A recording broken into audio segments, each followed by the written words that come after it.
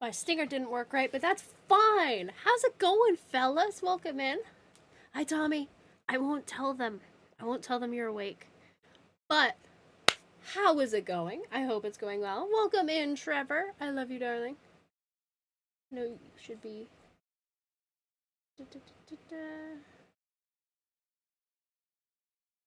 Can't get out of this without plugging you also. Um, how goes it? So, as you can see, we are doing a thing called Mushroom Oasis. Now, I like dating games. I think they're fun, but like only the weird ones. So my niche for a really long time when it came to stories I was reading online was always yandere. So I think a lot like I get sucked towards those visual novel things. I was sucked toward them for a really long time, and now I just play weird ones. I did the bug dating one on the channel. We've dated bugs. We've dated ghosts. Eventually, I don't know when, but eventually we're gonna date Colonel Sanders and we're gonna do that one. But right now we're doing mushrooms because I keep seeing this one floating around and I'm really, really curious about it. And I want to see how it goes. Now, it's currently in development, so there are only days 1 through 3. I don't know if it's going to be like a whole week, like 7 days. I don't know if it's less. I don't know if it's more. KFC Dilf. Indeed, indeed. I will play that game for you, Tommy, and I'm sure you'd love it if you haven't seen it already. But we're going to do Mushroom Game. I'm also gonna have the layout on this time on the other game screen because I don't know. I don't have it on very often, but I feel like it's fitting for this one. So let me unmute desktop audio. Bump.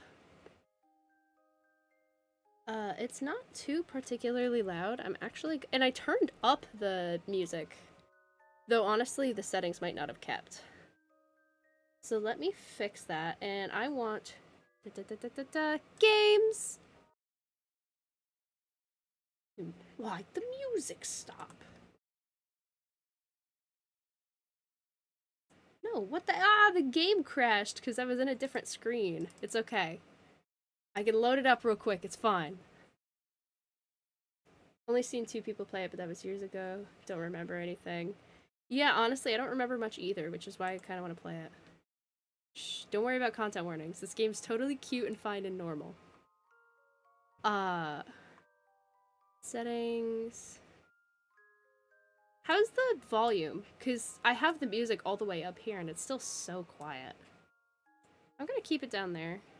We're gonna see how this goes. I'm excited. I'm curious. I'm excited. What's my name? Well, my name is Caitlin. What's my cat's name? My cat's name is Juanita. Yes, that's how it's spelled. And she is a girl. What a way to start. Juanita has been missing for a while now. She was an indoor cat, but had the tenacity of a wild cat on a mission, trying to leave whenever the door was open. Catios and playtime wasn't enough for the little missus. I figured she'd come running if I left out some food by the porch.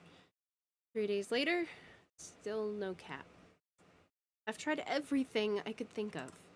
Asking around the neighborhood, putting up missing cat posters. Sadly, nothing came from my efforts. I couldn't search for her during the day since I had work keeping me occupied. And there's only so many hours in an evening I could yell around the streets looking for her. There's only one place left I could think of she might have ran to. The woods by my house, right across the street.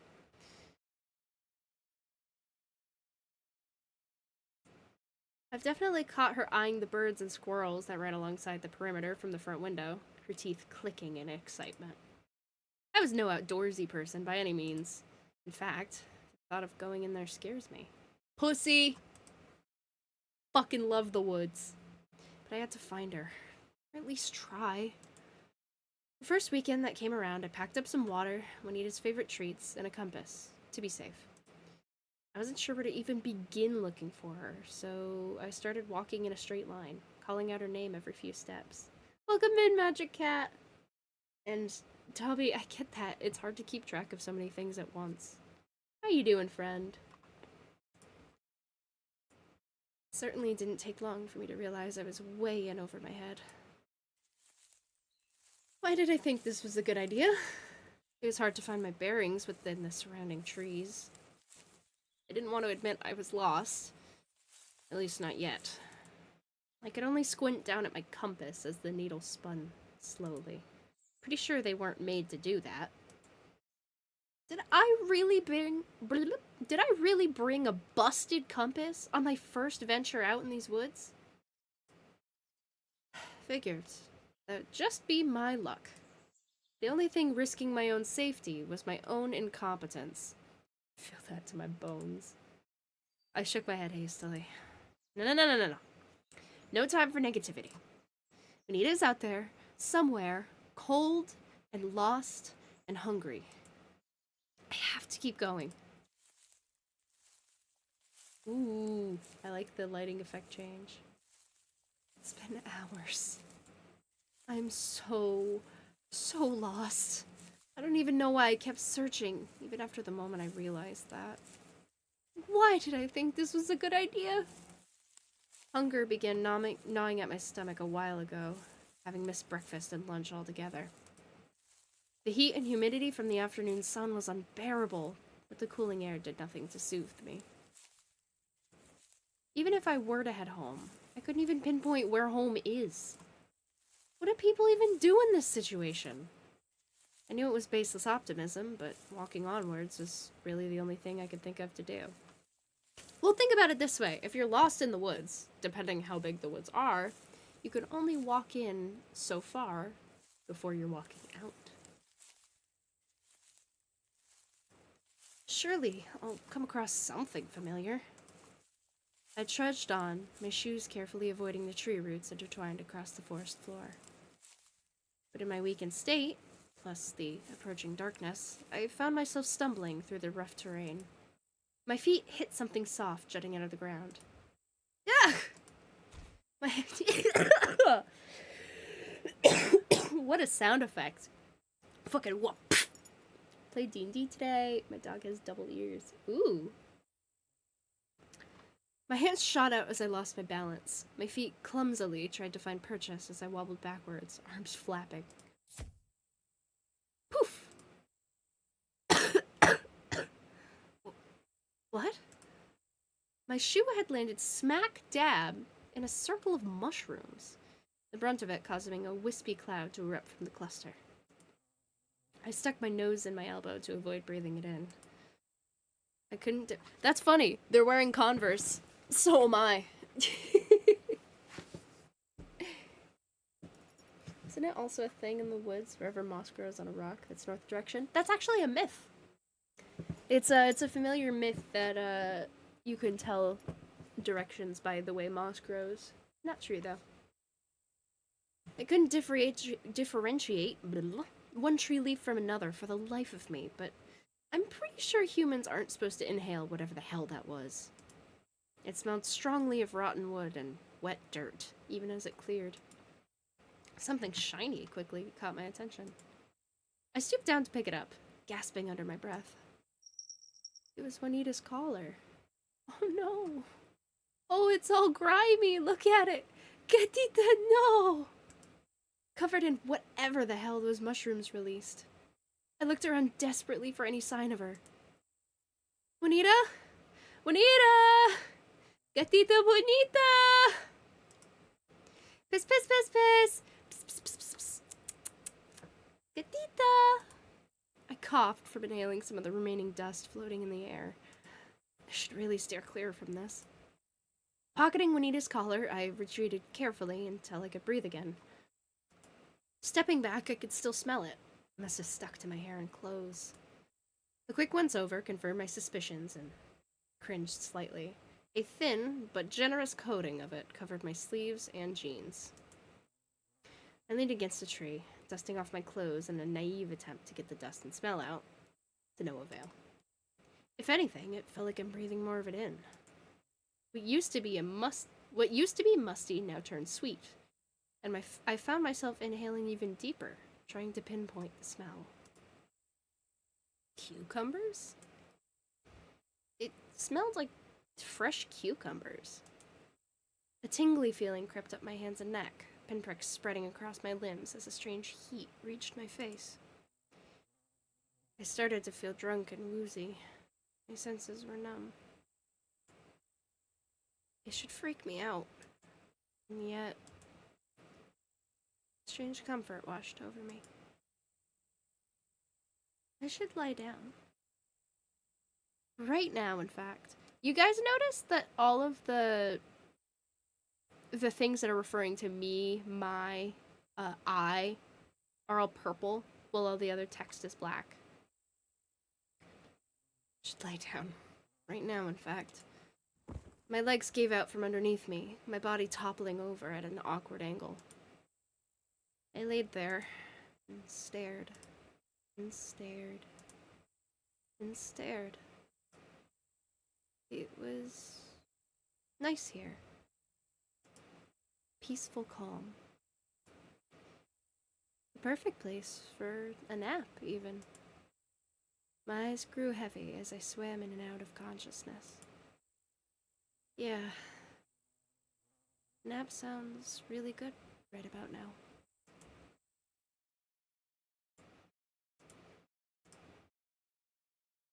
Oh. Lots of critters passing through lately. Sorry this happened to you, little one. Could have been anyone. But it had to be you. Wait. A human?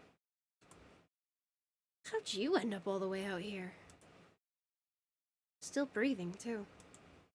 Ah, jeez. I can't leave you here. What should I do? I woke with a jolt. It was warm, but comfortably so. I could feel the weight of a blanket on me as I tried to sit up. I couldn't. Couldn't move my body. My fingers twitched uselessly at my sides as my eyes darted around in a panic. Glancing about, I could see the interior of a cabin, or at least the ceiling of one. Couldn't see much past the corner of my eyes. Where was I? How did I get here? A desperate feeling rose in my chest. I have to leave. Right now. This is wrong. Wrong. Wrong. I'm not supposed to be here. I could hear the crackling of a fire nearby, likely the source of warmth I had felt upon waking up. I could also hear footsteps approaching. I'm gonna pretend to be asleep. I'm also gonna save, because this is the first choice we can make. Wow, there's a lot of pages. Okay. Pretend to be asleep. I shut my eyes quickly, hoping they hadn't noticed. I slowed down my breathing, willing my face muscles to stay still. And beside me, someone chuckled softly. I already know you're awake, Firefly. Come on now. I'm not gonna hurt you. Hello? I fluttered my eyelids, straining to look at the person approaching. Can I make this go away so I can see the full art? My eyes widened as I took in their appearance, the protrusions from their forehead catching my attention. Can't. Hello, sir? Not to mention the green skin? The stranger didn't sense my unease as they heaved a sigh of relief. You're awake! I don't know what voice to give him. Something softer. You're awake. That's good. Very, very good. Oop. How are you feeling? I blinked. Oh. Sorry. I forgot about that. Here. Aw. The POV is really cool. The blur from the focus is really, really nice. The person held a cup to my lips, a strong, sweet smell coming from the rim. A gentle hand grabbed my chin to open my mouth. I couldn't even move to resist. Don't worry. It'll help you feel better. I promise. Drink up! As the liquid hit my tongue, all I could feel was a vague sense of heat. As I kept drinking, taste and texture returned, the sweetness of berries and chamomile coating my taste buds. I could even detect a hint of mint. I lifted my head, finally, hands fisting at my sides. I guess I know what it means. as I propped myself up onto my elbows. The person kept a steady hand on my chin, careful not to pour in too much in case I choked. I finished every last drop, wiping my mouth with the back of my hand. I stared at my fingers, realizing I had full autonomy over my body again. Oh, so cute! Wait, this cottage is so homey! Good as new! Now, how are you feeling? Better. Thank you. The stranger laughed. Oh, I like the way you sound. Been ages since I talked to anyone, much less with a voice as nice as yours. I brushed off their strange compliment, finally looking around the cabin properly. It was a simple room filled with sparse but decorated wooden furniture, fit for someone living alone. An open archway to the right led to what I assumed was the kitchen. Next to it, a door was closed shut. Possibly the bathroom? Taking it in, there is a common theme of knitted decorations strewn about. Any available surface had a patterned knitted tablecloths covering it. What a sweetie! I want his sweater in the worst way. Look how comfortable he looks. Also, I'd love to note that the cursor is a mushroom, and I think that's adorable. Boop. An unfinished project lay beside the bedside table where I sat, a pair of knitting needles jutting out of a pile of yarn from a small basket. As far as I could tell, it looked like the beginnings of a green scarf. The stranger was comfortable and staying silent, observing me as I glanced around. What's he doing? I love him. He's so cute looking. They tossed their hat onto the bed, scruffing their hair and making it even messier. With their hat off, their unique features were impossible to ignore. Sorry, but who... What are you? Oh, I didn't introduce myself, did I? Hiya, I'm Michael, with a Y. Like mycelium? You're not slick, developer. I shook my head. No, I meant that, Michael stared at me, their left ear twitching. You look very... He snorted. Ugly? Off-putting? No! He has a blue tongue. No! You're not ugly! You're fucking adorable! No! Just... different. Different, huh? You're just being nice. Well, then explain yourself. I mean, that's kind of rude, isn't it? I paused for a moment before pinching the bridge of my nose, exhaling slowly. Michael ate a Smurf. No, he just had a blue airhead. Don't worry about it. I'm just... sorry. It's been a long day, that's all. I should be thanking you. If it helps, it's a skin condition? Is that what you humans call them? The way they said it didn't sound confident. And the ears? Genetics? Right. And I assumed the little... I waved vaguely at their... I waved blah, blah, vaguely at their horns? Antenna? Those things are just cosplay to complete the look? Would that make a convincing argument? I squinted. Maybe. And yeah, it's cosplay. Still doesn't explain everything. Flower petal. I gots to get going now. Need some sleep. Only one more day of work and then vacation.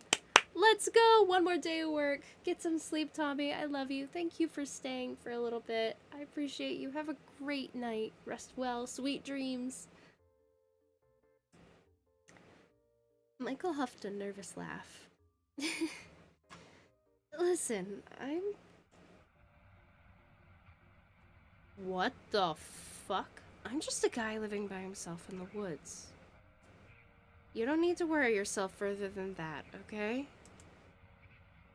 Something in his tone compelled you not to question his existence anymore.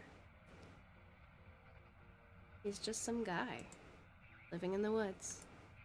Completely normal. Right. Completely normal. I'm Caitlin. Michael beamed. Nice to meet you, Caitlin. I fiddled with the blankets as Michael scooted closer from the edge of the bed.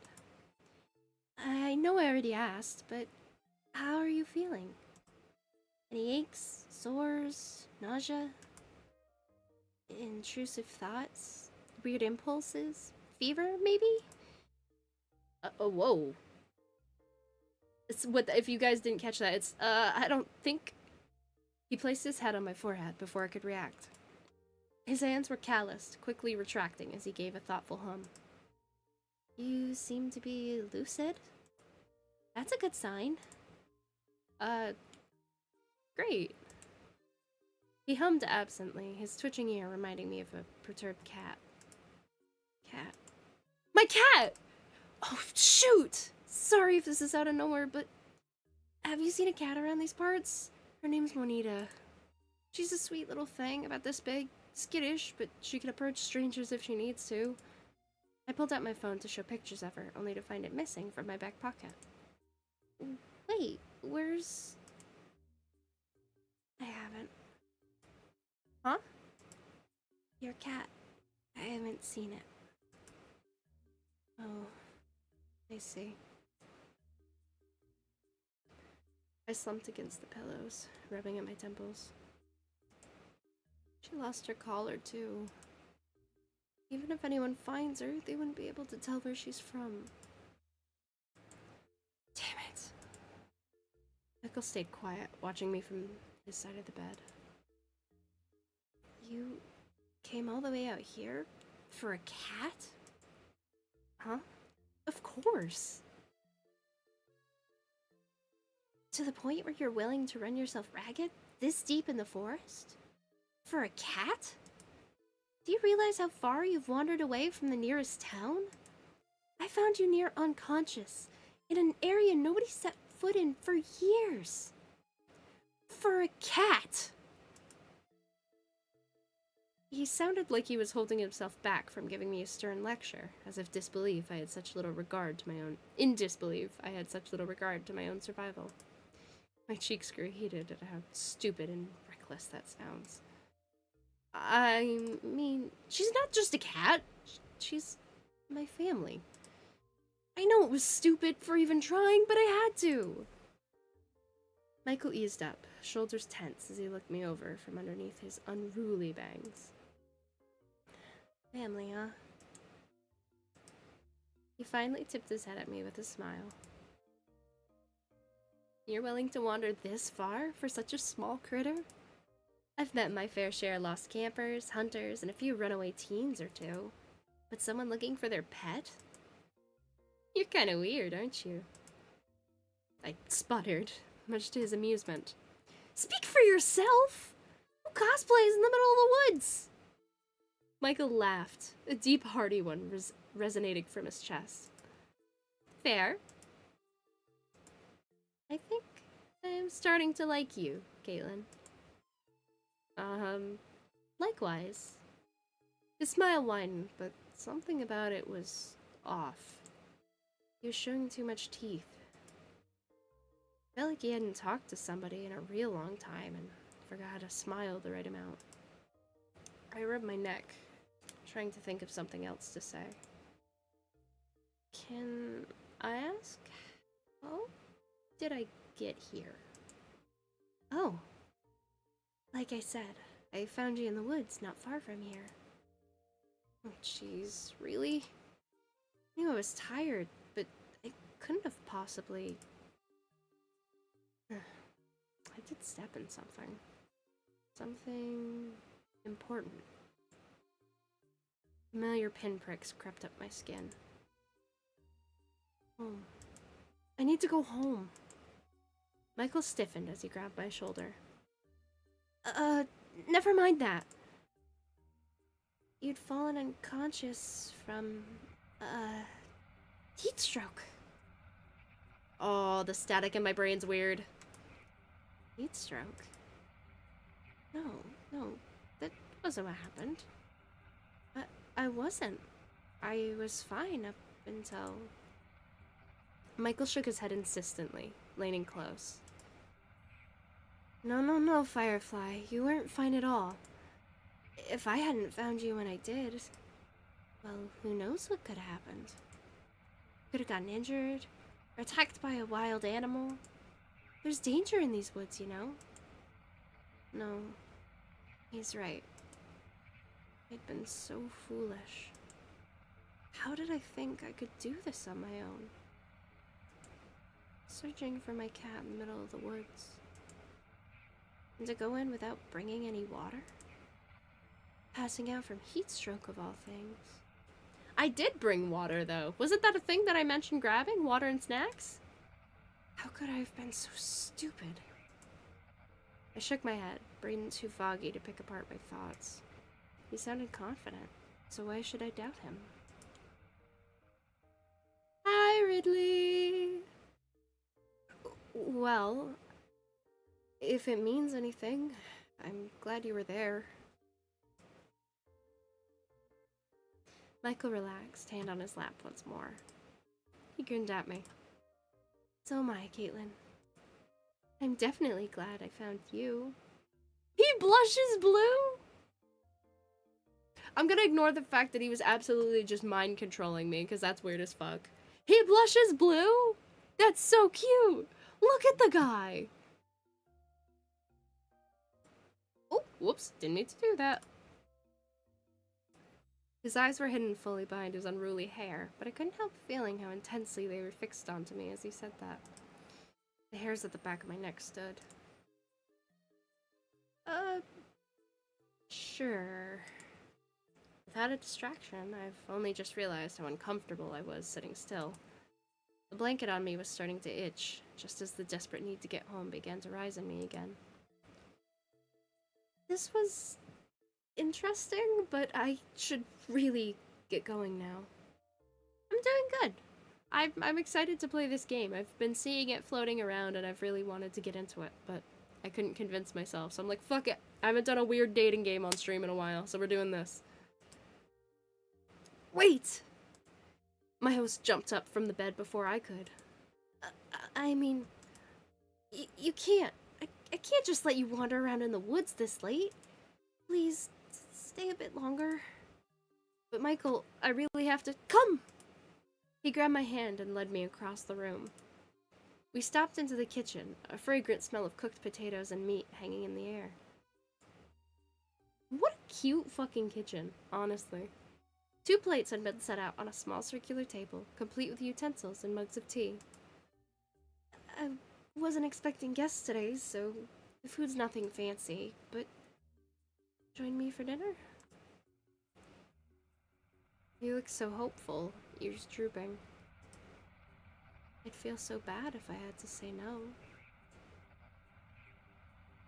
And we're gonna save.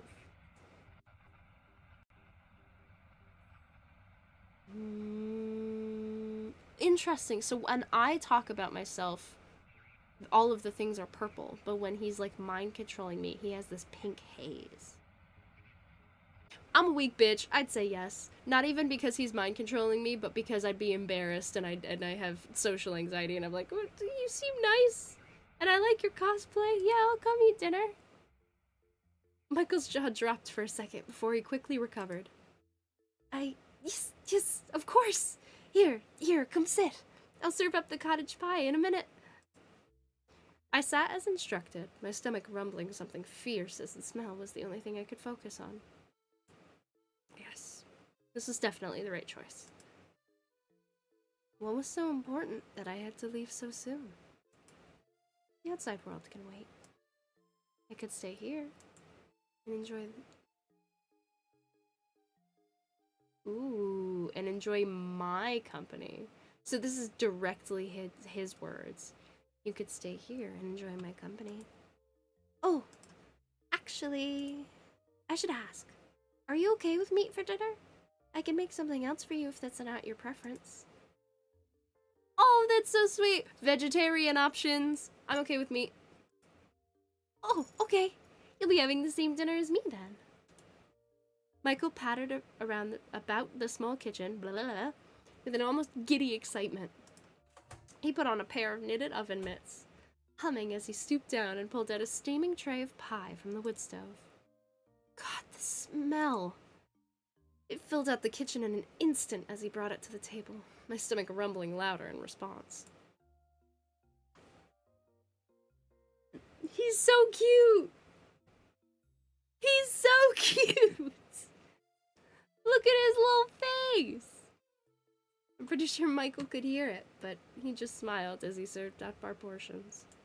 He discreetly cut me a bigger piece, which I was grateful for. It looks so good!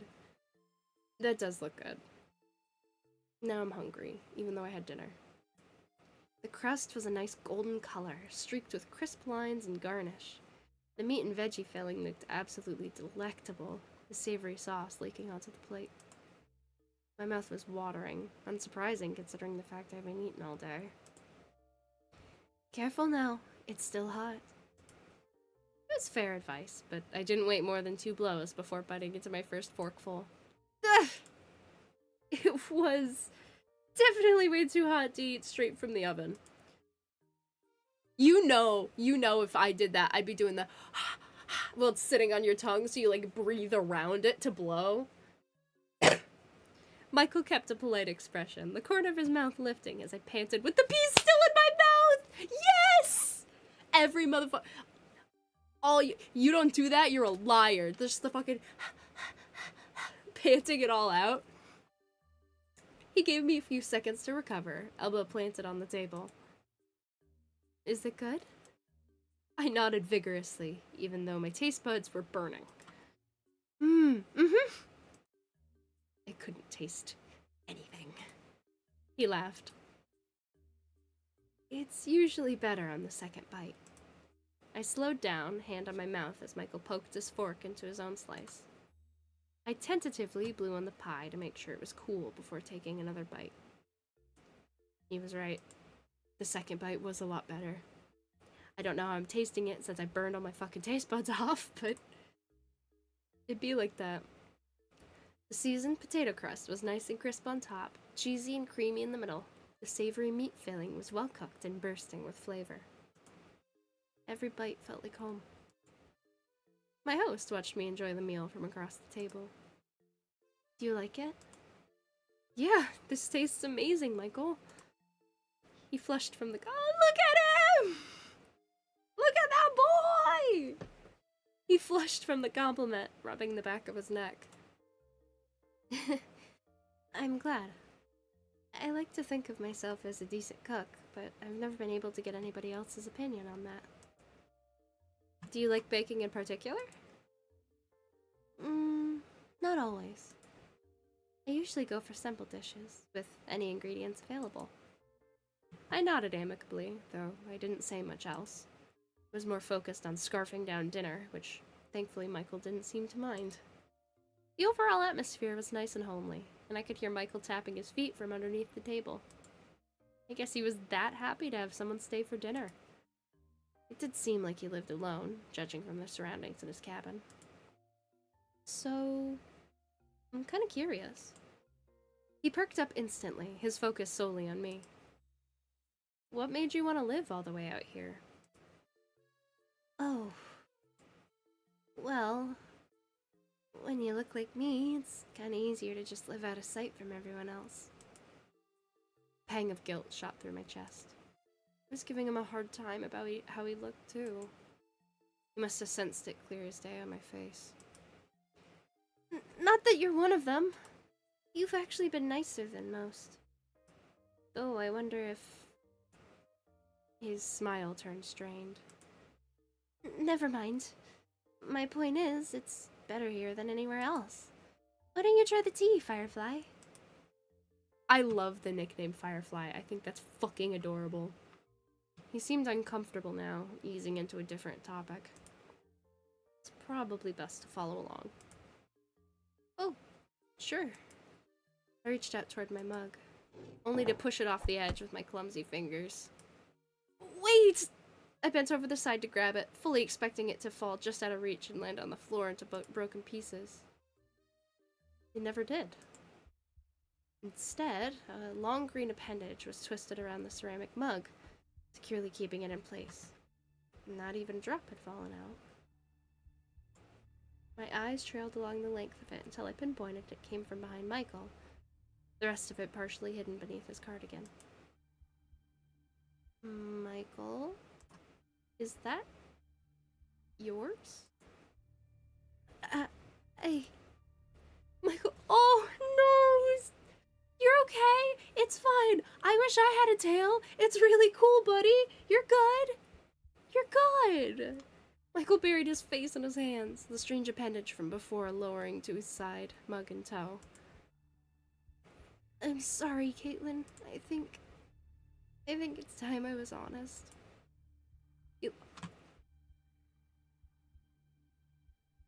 Four Eyes? Hello? Hello, sir?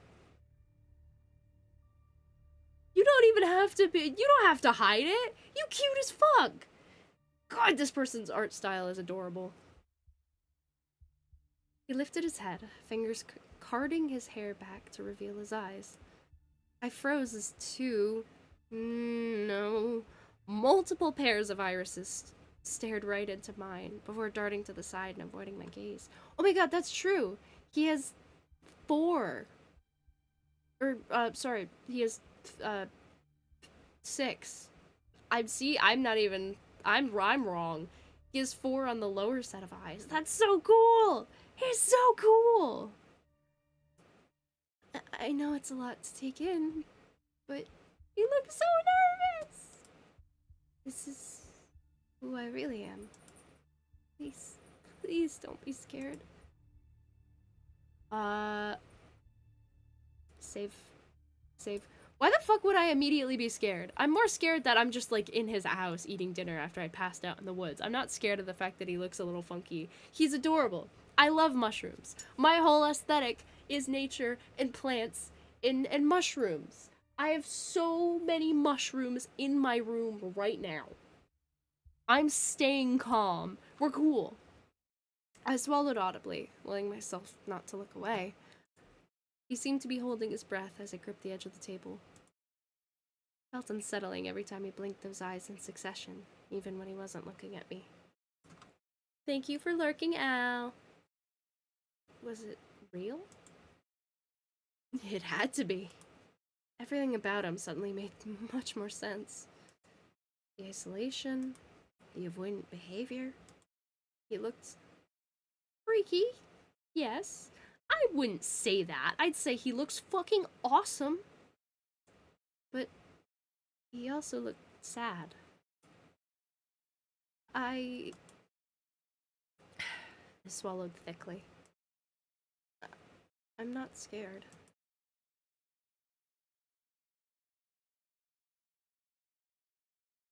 Look at him!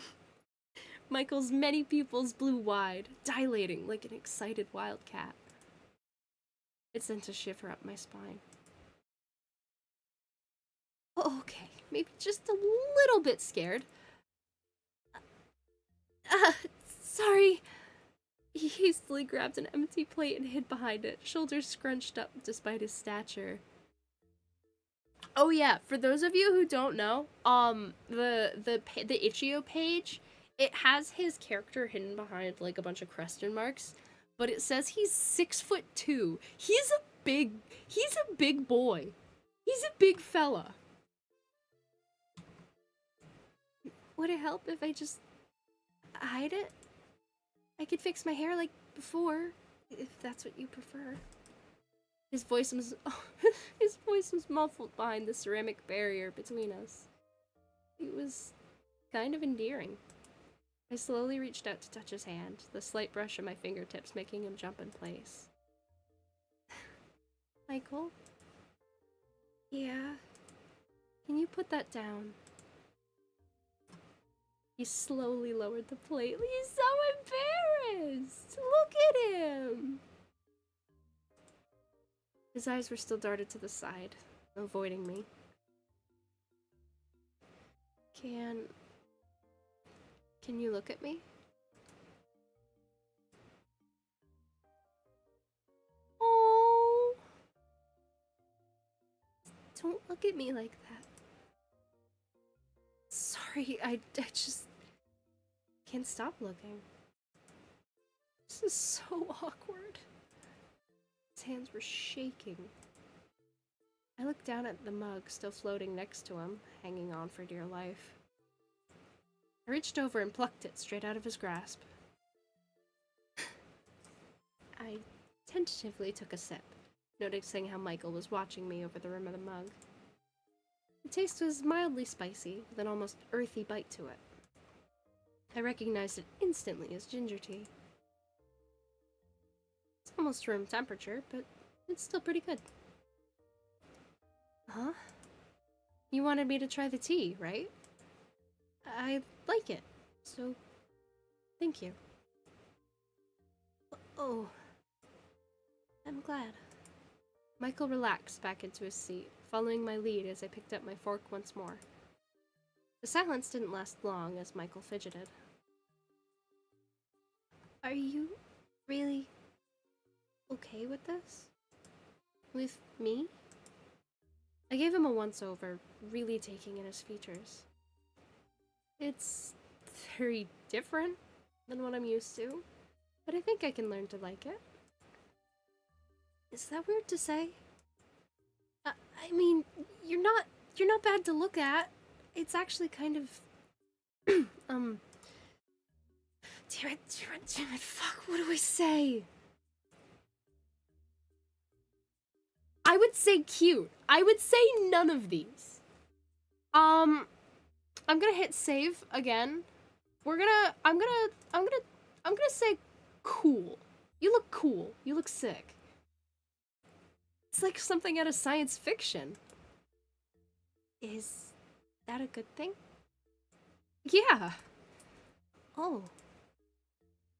Oh, he's blushing a little bit. My point is, your appearance shouldn't matter. You've been nothing but kind to me so far. I'd be the worst kind of person to judge someone based on how they look. I haven't known you that long, but you seem like a good person. You're fine, Michael. I smiled at him. We're fine. It's okay. I see. He fidgeted some more before nodding, smiling a bit. The art is so good! He's so cute! Thanks, Caitlin. I'll cherish. Whoa, he's got big pupils right now. You look. Hey, my guy, you look a little fucking nuts right now, I'll be honest. I'll cherish this moment forever. He beamed at me as he enthusiastically went back to eating his food. That was, something. We continued with a bit of small talk, mostly stories about Juanita or snippets from my personal life. Michael hung on to every word I said, not bothering to elaborate much about himself, despite my burning curiosity. I could tell he was extremely insecure about his appearance, so it's probably best to keep my questions to myself for tonight. We cleared up the kitchen in relative silence, Michael storing away the rest of the pie as I washed the dishes by the sink.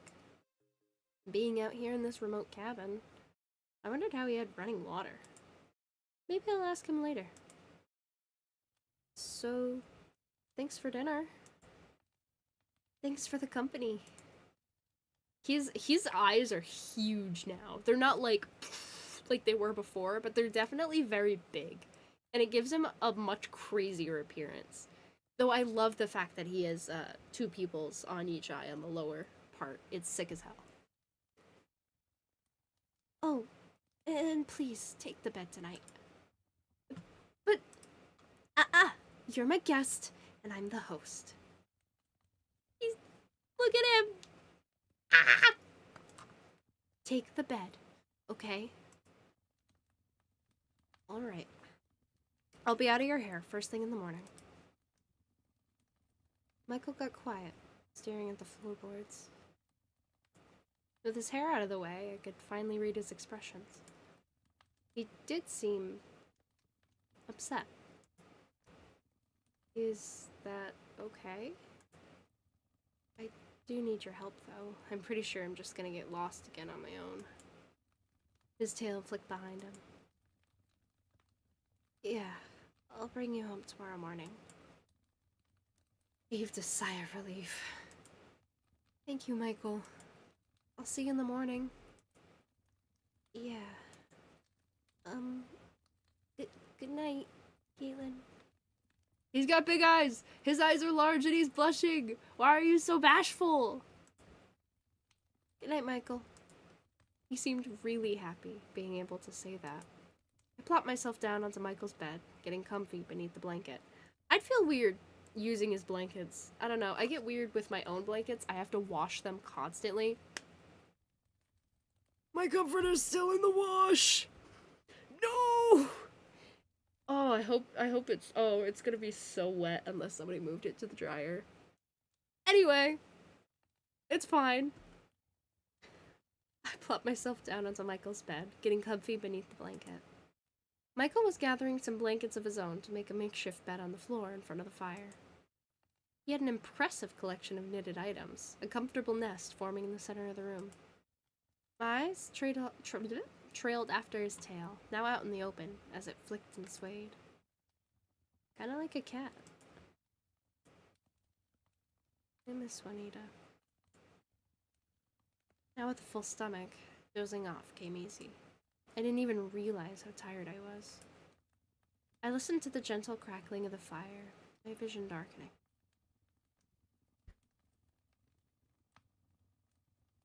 Oh, I'm sleepy.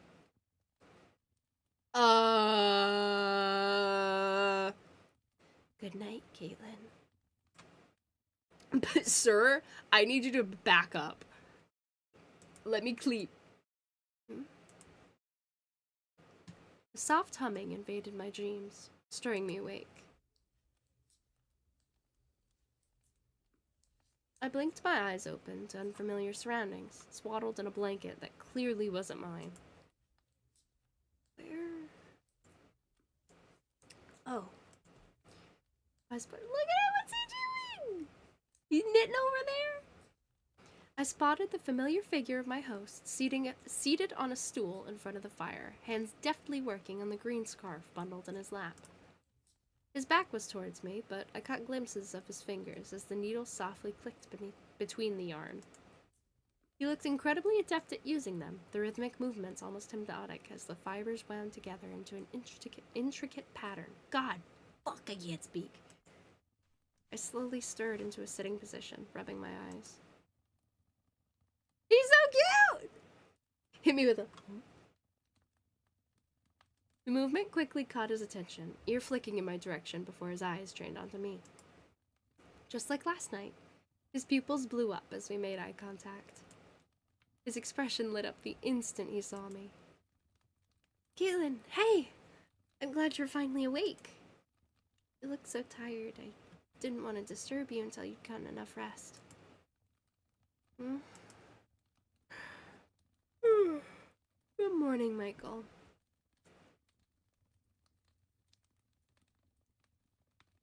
What was that expression? He flicks through so many expressions. Good morning, Caitlin. Did you sleep well? I was still too groggy to answer his question, a yawn slipping out as I stretched. I feel that one. Immersion, baby. He smiled kindly, a soft chuckle under his breath. Like a baby, then? He pointed over his shoulder to the door beside the fireplace, tilting his head toward it. You can freshen up in the bathroom if you like, while I started making us some food. I'd have eaten breakfast by now, but I want you to join me while the food's still hot. How'd eggs and toast sound? Sounds delicious. Oh my god, I love that there's... I'm not gonna save for this option, but I love that it's like, oh... It's, I don't know, it's just inclusive to people who with specific diets. Sounds delicious. Great. I'll see you at the kitchen then.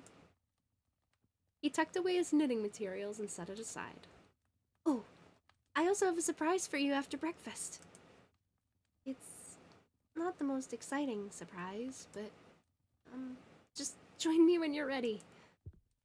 He ducked into the kitchen without another glance. I could hear his boots thud about the floorboards, cabinets opening and closing in succession in the kitchen. I suppose that's my cue. I rolled out of bed, leaving the warmth of Michael's blankets and trotting over to the door Michael pointed out. Stepping inside, I didn't know what I was expecting when he said he had a bathroom, but it was surprisingly spacious. I love the music in here. Can you guys hear it all that well? I can turn it up if it's too quiet.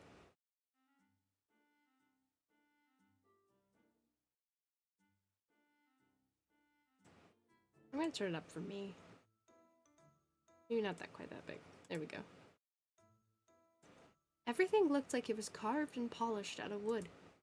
He seemed to have everything you'd find in a modern bathroom. A sink with a cabinet, a shower and a tub, even a toilet. Curious, I crept over to the toilet in particular, inspecting it. There wasn't a tank like you'd expect where the water would be stored. Instead, there was a compartment to the side full of sawdust and a scoop. I expected it to have at least a bit of a smell, but it was surprisingly odorless. There was even a roll of toilet paper on the side. There was no flushing system, but it was hygienic. Michael must have done his research. Walking over to the sink, I stared at the faucet before hesitantly twisting it. I jumped when I heard the rush of water pouring in, swirling in the basin before disappearing to who knows where. Wow. Why am I impressed by a fucking functioning bathroom sink? I helped with the dishes last night. I already knew Michael had plumbing. Shaking my head, I finished freshening up and headed to the kitchen. Michael looked up as I entered, a steaming kettle in his hand with 2 empty mugs on the counter. It might have been the lighting, but he was taller than I remembered. Glancing to the table, I could see he already finished plating up our food. Oh, wow. You work fast. Michael looked proud of himself. Can't have my guests stay on an empty stomach? Go on, have a seat. I'll join you in a moment. I returned his smile and sat down, stomach grumbling as I looked at our plates. Once again, Michael was generous with the serving sizes. Fat slices of bread were toasted perfectly with crisp buttered sides, bright red tomato slices, and crisp salad peeking underneath the fluffy eggs. God, that looks fucking good. You're making me hungry, game. It looked amazingly tantalizing, the smell of savory herbs wafting into my nose. My mouth watered. Yeah, my mouth's actually watering. Making me hungry. Michael set down a steaming mug beside me before sitting in his own seat. Peeking above the rim, I could see small flowers floating about, tinting the water yellow. It faintly smelled of apples. I recognized the yellow dried pellets on tea packaging I've seen before. Oh, chamomile. He nodded. I hope you like it.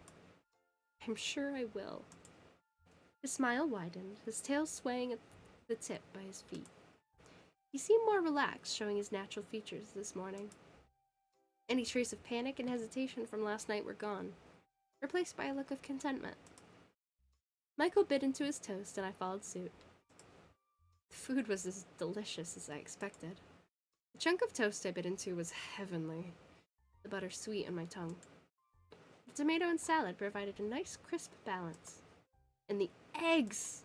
Something about simple home-cooked food is just the best. Michael was happy to eat in silence, occasionally looking up at me as I enjoyed my food. He'd smile when our eyes met, his bottom pair narrowing into a happy squint. I wonder if he'd be open to some questions. Hey. You mind if I ask... Can I ask all of these? I'm gonna save here just in case. Bonk.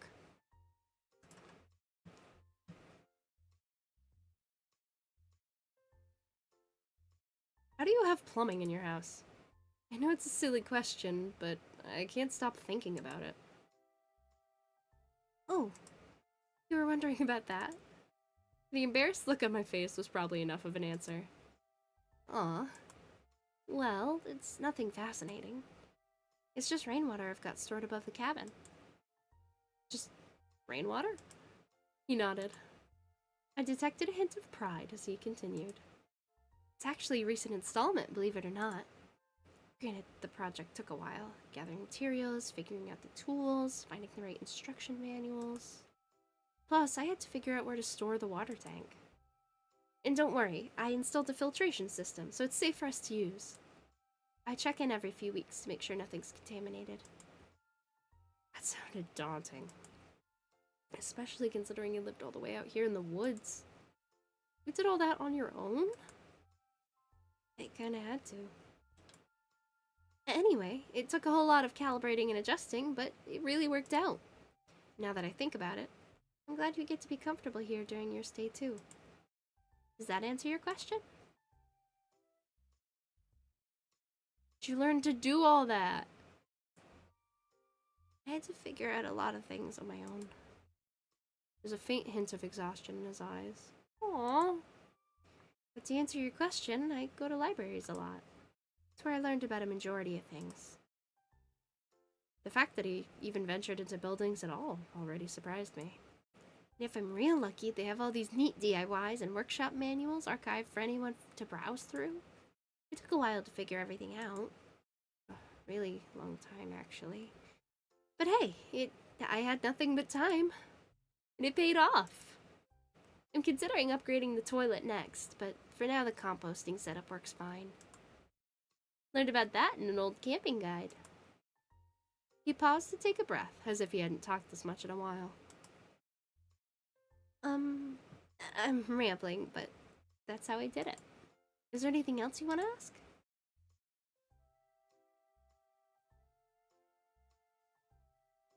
That feels rude. That feels like a rude question. I'm good. Oh, I can ask the other things. What's it like living in the woods? I still can't believe how cozy you've managed to make it, considering the whole middle of nowhere thing. It wasn't like this when I found it. No? It was a major, fix-her-upper? The cabin was abandoned. Never would have guessed. Yeah, I'm really happy you get to live somewhere permanent for once. It's not much, but it's home.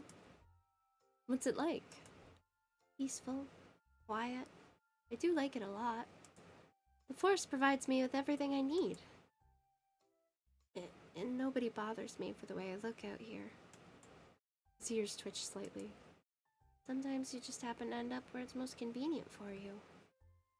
And everyone else. The way he avoided my eyes as he said that gave me the impression there's something more to it. Because home wasn't just out of convenience, but fear of something else. Rejection, perhaps? Or something worse. Anyways, I don't really have anything else to say about it, unless there's something specific you want to ask. He doesn't think about his answer much before beaming at me. What about you? I know you've told me a little bit about yourself, but what's it like being you? I scoffed, waving a hand. Please, I'm the least interesting person in the room, trust me. Probably back up, please. His eyes were shining in earnest as he leaned forward. Tell me anyway. Oh, well, told him about my life, at least the parts I was comfortable with sharing. Just like last night, his eyes didn't leave my face, occasionally darting about my features and interest.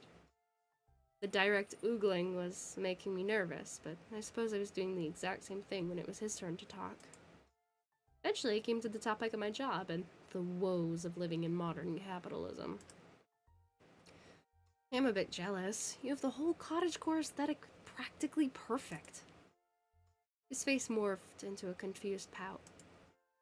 Cottagecore? I explained it to him in my own words. Oh! You're saying you want to live the way I do? Out in the woods? I nodded without hesitation. I mean, I wouldn't mind showing you the ropes. His tone seems strangely lilted. What do you mean? Never mind.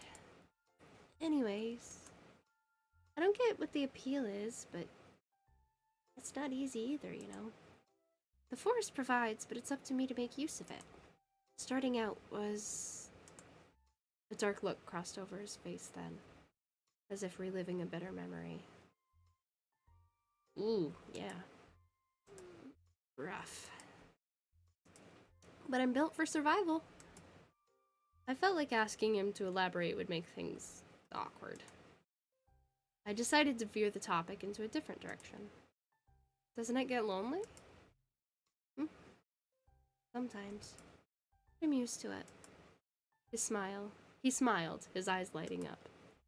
Besides, I have you at the moment, don't I? I never thought I'd enjoy having someone around. You must be really special. How'd you learn to cook? Cottage pie is a pretty complicated recipe. I just wonder if anyone taught you how to cook. I'd be lucky if someone could teach me how to make boiled eggs, Firefly. But it was trial and error mostly. My earlier endeavors were, pretty much inedible. I picked up a thing or two about cooking though, so your taste buds aren't gonna fall victim to any nasty creations, like in my early days at least. Speaking of, did you enjoy dinner last night? Of course I did. You're a really good cook, Michael. I'm glad. Probably wasn't obvious, but I'm really happy I got to cook for you. I don't get guests often, in case you couldn't tell. I should ask you to cook for me every day, then. He grinned at my joke, looking pleased. I'd be happy to. I chuckled as I took another bite. So what's your favorite thing to cook? He lit up at the question. Fried mushrooms. Fried mushrooms? Yeah. There's plenty to find, and it's easy to make. I do remember finding a patch of mushrooms yesterday. They smelled pretty funky, though. You remember that? What was that? Nothing. Don't be suspicious, don't be suspicious, don't be suspicious, Mike is looking pretty suspicious. I just realized how low I am in the frame. Hold on. Is that better? Am I more in frame even though I'm slouching so I can read? Hold on, let me look at Yeah, that's better. Welcome back, Trevor. Nothing. Anyways, mushrooms were the only thing I had for a while, before figuring out I could eat other stuff, right? Like roots and veggies. Do you forage for all your ingredients? Mostly. The times I figured out how to catch fish and hunt game were the best of my life, I tell you that. My first taste of meat? He did an awkward version of a chef's kiss, as if mimicking something he saw on television once. Mamma mia! Oh! I love that. I love that he just copies shit, but he doesn't know how to say it right. It's adorable. Is he trying to say Mamma Mia? He continued before I could even dwell on it for a second longer. But nothing beats what you humans are able to make. You guys go nuts with ingredients. Rice was a challenge. It's a precious ingredient since I actually have to get some from a store, but once I figured out how to make it nice and fluffy, I consider it a special treat. I did a double take. You go to the store? Yeah? Where else would I get it? I thought you would grow it yourself. Something. He laughed as I flushed in embarrassment. It's flattering you think I'm even capable of something that impressive, but no. There's only so much the forest can provide. But what about money? We're talking about human currency, right? Otherwise, how would you even... You actually have a job? A thought occurred to me. Or did you steal it? He almost looked offended. Do you take me for a criminal? No, I would never say the "did you steal it" part. Ever. This MC, crazy. How are you not concerned about offending him in any way? I'd be so terrified to offend him. He's so nice. I'd want him to be my friend so fucking bad. And they're just like, but did you steal it? No! You don't say that! Also, this is your host. He made you dinner and breakfast and let you sleep in his bed. Jesus Christ. Also, he's 6'2". I'm like a tad intimidated. No, but that would be... How? Michael bit into his toast, his 2 eyes winking in mischief. I have my ways, Firefly. What's that supposed to mean? I was starting to know a lot more about Michael. He didn't directly say it, but it felt like he was lonelier than he was letting on. Not to mention how he managed to make a home for himself, all on his own. I had to wonder if he had anyone at all. Do you have any family around? Family? His expression turned solemn for a moment before he looked sheepish. Remind me how that works again? I get the concept, based on some books I've read. I don't have what you call parents, if that's what you're asking. My mouth dropped open in shock. No parents? He shrugged and took another bite of toast. Not that I recall. Then how did you... What's that like? Living with so many people like you in such close proximity. Bro interrupts a lot, man. Huh? That's how it works, right? You and the other humans living in one house. And you have this, Dena thing that makes you relate to the rest. DNA? That's what makes a family, right? Is he talking about DNA? His definition threw me off, but I had to answer somehow. Not just that. Family is...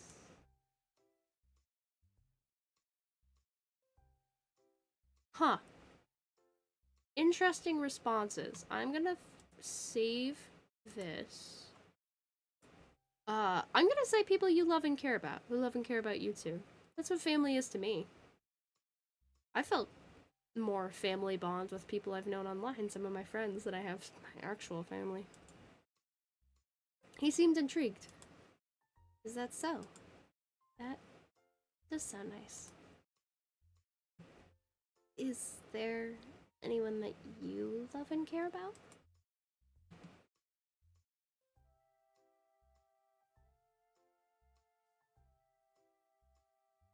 Interesting.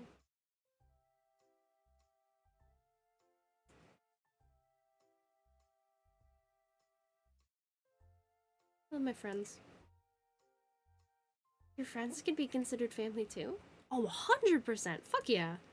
Yeah, I don't see why we have to be related to be family. I even consider my cat family. Oh. And this is the same for all families? I bit my lip, pondering the question. It would be naive to think that. A lot of families do love and take care of one another, but not everything's perfect. Sometimes that love can be misplaced, or taken advantage of, or even abused. Michael looked thoughtful. So it starts with love. I've read some stories about that. Love, I mean. Though certain feelings just don't make sense to me. His little smile. Hello there, Logan Plays. How you doing? Welcome to the stream. At least from a reader's perspective. I guess you'd have to experience it for yourself to understand. He stared at me, unblinking for a moment. Yeah, you might be right. I never considered that. Then again, who would bother loving a monster like me, huh? What? I'm not a monster. I look like one, don't I? That's beside the point. You're not denying it, though. I'm just saying, it's okay. You don't have to lie to me. So, I'm not lying! He's so baby! He's so sweet and precious! Be nice to your— oh my god, his self-esteem's worse than mine! Family. Right. To be fair, everyone's definition of family can be different. What about you? What's your definition of family? Michael looked surprised I asked him that question. I don't know. I've never had one. And I think your answer just confused me more. Well, if you ever figure it out, let me know. Michael stared at the remaining crumbs on his plate before he nodded, avoiding my gaze. Sure. We both fell quiet, the lull in conversation blanketing us in a comfortable silence. All this family talk, it reminded me of the reason why I'm out here in the first place. Look for my beloved cat, a sight I might never be able to see again. Oh, there we go. Couldn't help the sinking feeling in my chest, the growing pit in my stomach. Wish I was able to find Juanita. You would have loved her. Michael opened his mouth to say something, but changed his mind. My voice warbled as a lump formed in my throat. Sorry. There's so much. Keep thinking if I just went looking for her sooner, maybe I would have been able to find her by now. He was quick to speak up. You did your best, Firefly. No one else could have gone to the lengths that you did. You almost risked getting yourself... I'm sure wherever she is, she's doing okay. You really think so? I know so. He looks not sure. What did you do to my cat?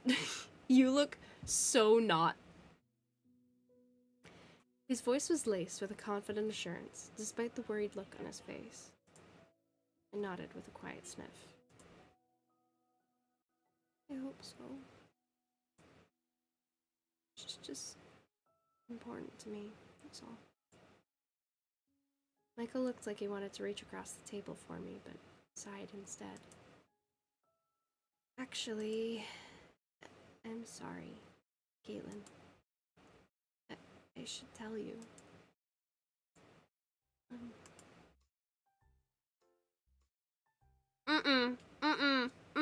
What did you do to my cat? That's some bullshit. That's some bullshit what you do to my cat, Michael. Mushrooms digest dead plant matter. What the fuck? Maybe I do have family, now that I think about it. That was the surprise I mentioned before. Wait, really? He nodded. Are you done? I could take you to go meet them right now. I looked down at my plate. During the conversation, I didn't even realize you'd finished the meal. Yeah, I'm done. His movements were quick, stacking our empty plates and mugs and setting them in the sink. He grasped my hand before I could say another word, pulling me up and heading outside with me in tow. As the door swung open, I could only see Forrest ahead, before he tugged me along as he rounded the side of the cabin. Almost immediately, my peripherals were assaulted with greens on both sides. I figured he was the type to grow his own vegetables, but to see his in person as confirmation was a whole different thing. Michael leading the way, I only had a moment to take in the surrounding garden. He had marked the different plots with messy drawings and small wooden signs jutting out of the dirt. Carrots, lettuce, potatoes, trellises of tomatoes and beans. I wouldn't have been able to differentiate one plant to another without the signs. Even the chamomile from our tea just now grew abundant close by, small buds swaying gently. I bumped into Michael as he suddenly stopped, the man looking over his shoulder to beam at me. We reached what looked like a fenced-off area, with a bit of netting stretching all around. He stepped aside, watching me as my eyes widened. Chickens! I didn't even read it, I just got excited. Chickens! 3 fat, happy little hens strutted about like they owned the place. As he entered through the gate, the hens swarmed over in an instant at Michael's feet, circling him and pecking at his boots. Ladies, meet Caitlin. Caitlin, these are Mar, Sansuyu, and Primrose. I love that. Or as I like to call them, Marmar, Sunny, and Rosie. They're so cute! Look at him holding the chicken! Oh my god! He's so cute! He ducked to pick one up, fluffing up her feathers as he smiled. He gently scratched the hen's little head, which I assumed was Rosie. She practically melted at his pampering, eyes sliding shut. You're so sweet! The other 2 flapped their wings in a huff and went about their business once more.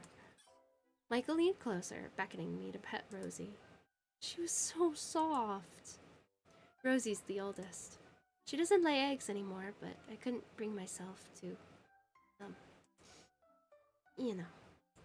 So I brought her some friends. Marmar came first. Sunny's a more recent addition. What do you think? Do we make a good family? I laughed and nodded, watching as Rosie nuzzled into Michael's chest. I didn't expect chickens, of all things. Were you expecting something else? I was expecting to be someone else. Oh. No. When you look like me, people generally don't stick around. There's that negative self-talk again. Don't even look that bad. His eyes flicked to mine, a look of pleasant surprise crossing his face.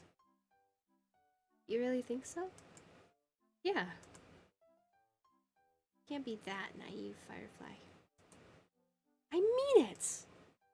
He let out a polite scoff as he scratched Rosie's head absently. You genuinely believe people wouldn't run away at the sight of me? Well, I didn't. His smile turned smug, the corner of his lips lifting just a bit.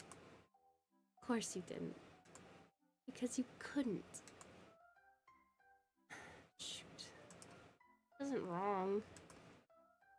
Pretty much paralyzed in his bed when we first met. But I still don't think you look that bad. Is that so? Describe me then. What?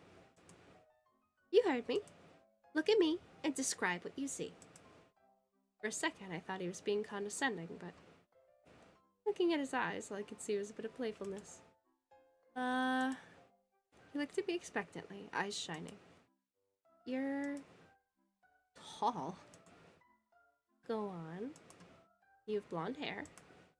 He gave it an amused squint, his left ear twitching. What else? You have green skin and a tail. He chuckled, though there was no malice in it. But that's not all, is it? He definitely expected me to say it straight. Oh, fine! So you don't look human. So what? He hummed absently. As I was saying, animals generally don't care if you look like a monster. My heart twisted at his words. His passive nonchalance somehow makes it even worse. Michael, you're not a tug at my shoelace caught my attention. A light brown hen stood at my feet, her beady eyes shining. A baby! Do you want me to pick you up? Sunny flapped her wings almost expectantly. Aw, I think she likes you. Go ahead, pick her up. Gently. Like how I did with Rosie. She's so happy! I hesitated, but slowly lowered myself to cup Sunny by her wings. Lifting her up, she was quick to nestle herself until she was comfortably tucked under my arms. I could feel her wings wiggling as she nuzzled into my side. So cute! Michael's gaze softened as I cooed at the chicken, mimicking her small clucks. Alright, back off, Mushroom. She's mine. He's so baby! Look at the chicken! It's a lot of food. for me to pebbles. Is that his dessert after your cat? Fuck, shut up! No! He probably didn't eat one either.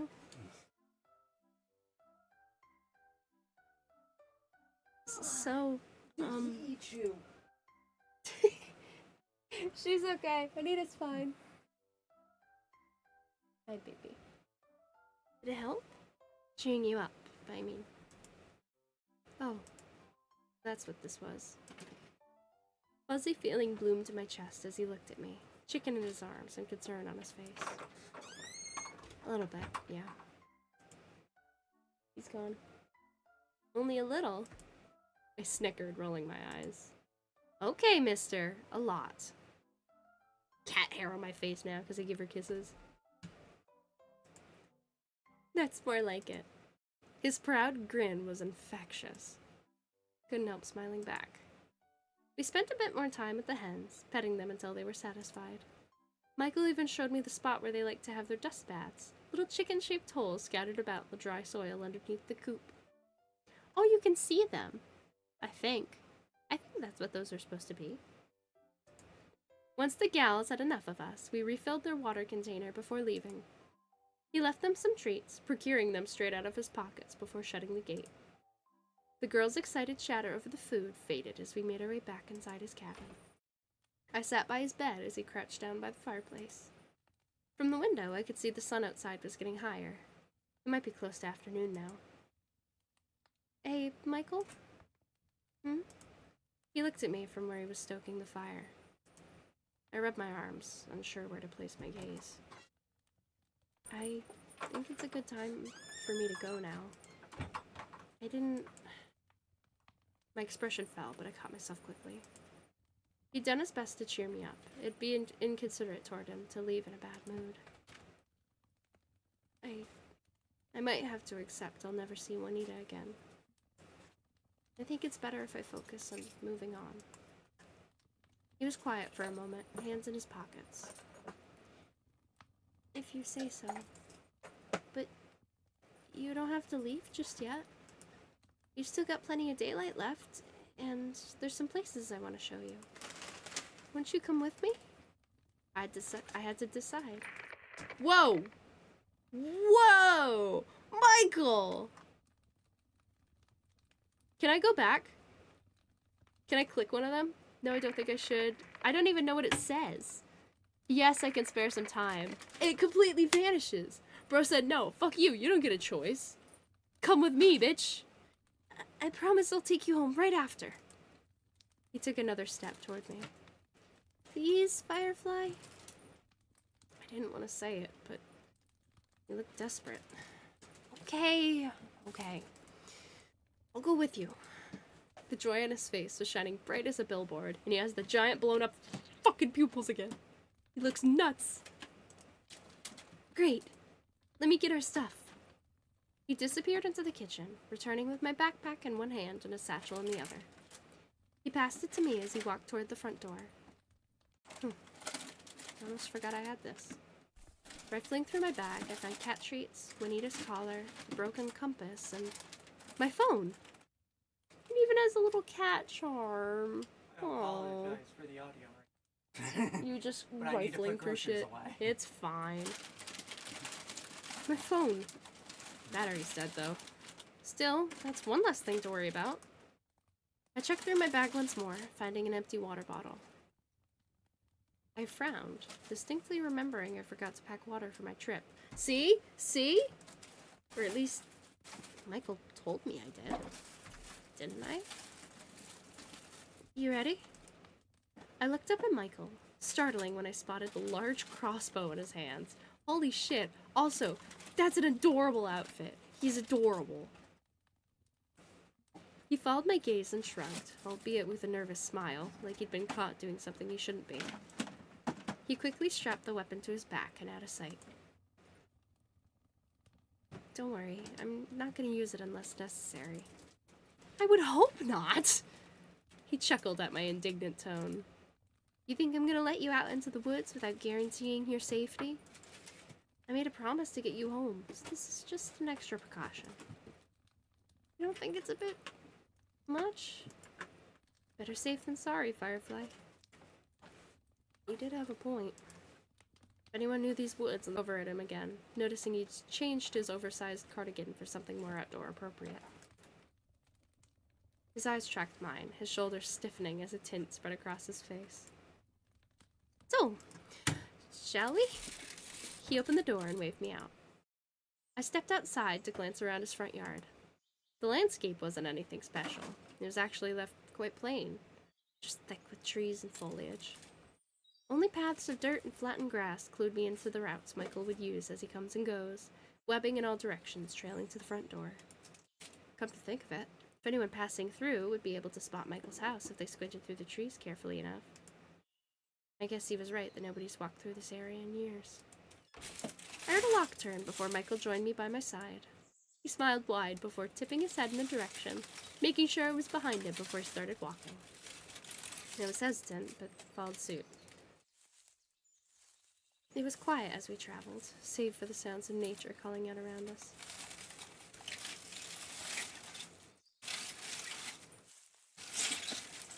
Sorry, I was fixing the case of water that's in here.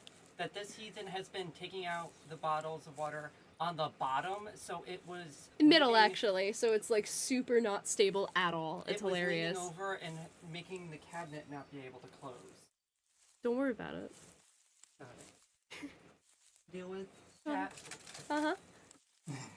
No one's in chat. I'm playing a fucking dating game. There's 2 people in chat, and one of them might be me. Do you see what they have to deal with? People who watch this, like...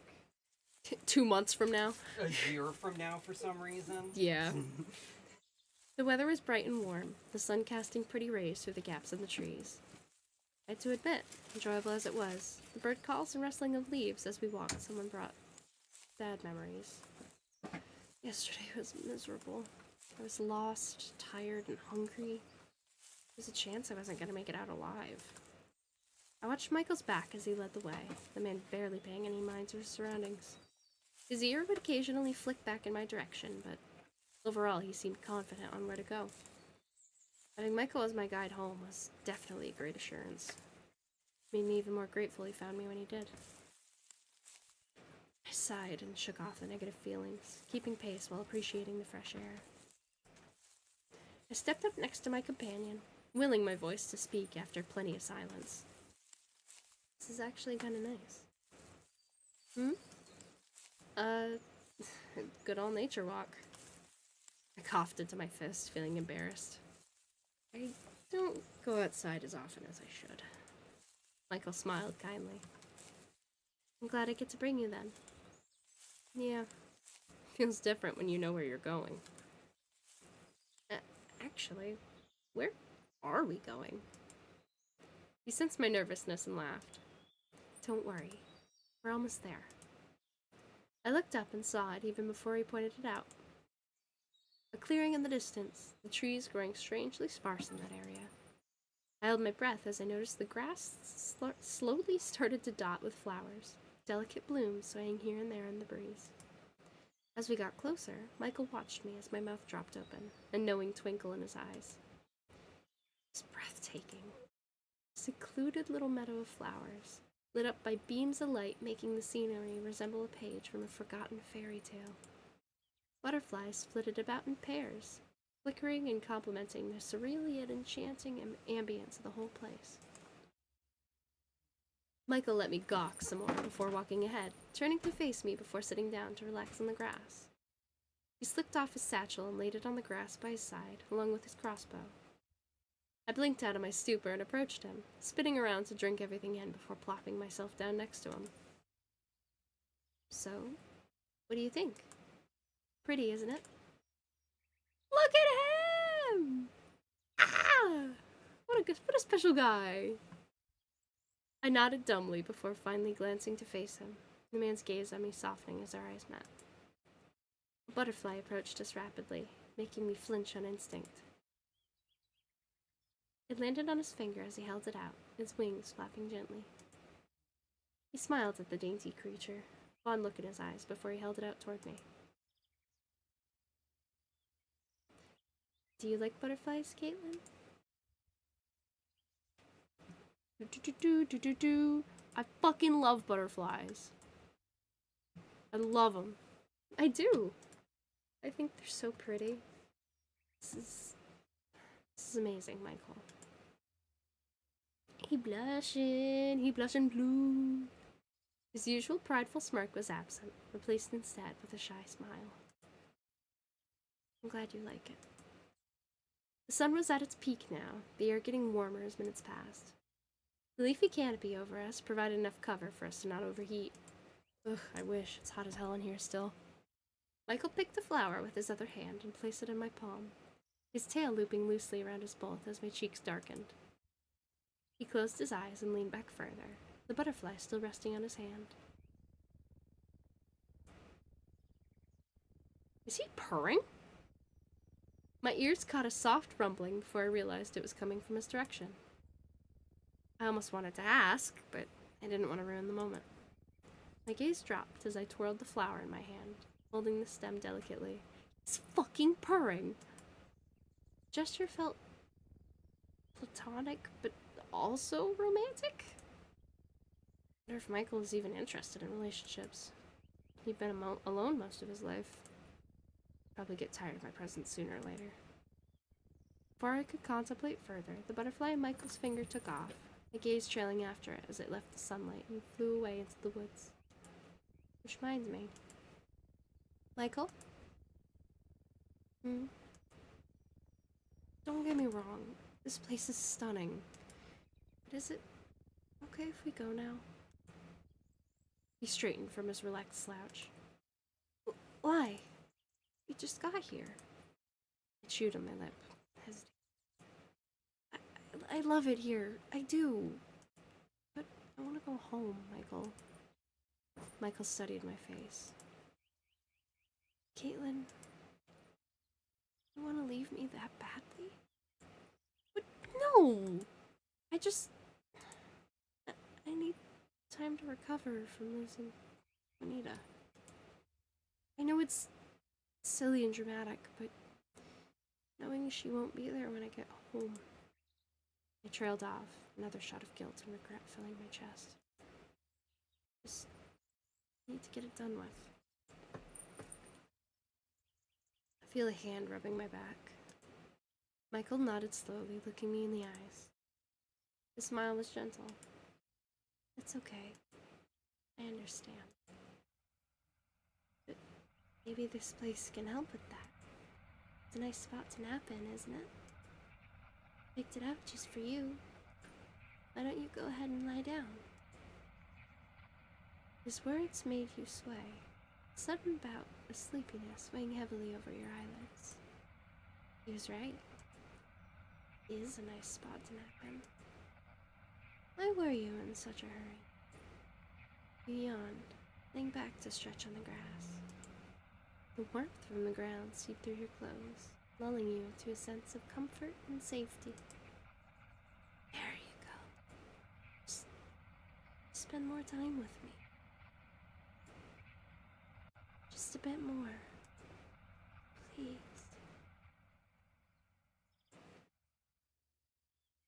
Oh! Here's something else I could show you. He reached into his satchel and pulled out a wooden box. It's called a kalimba. I have one of those. He has a kalimba.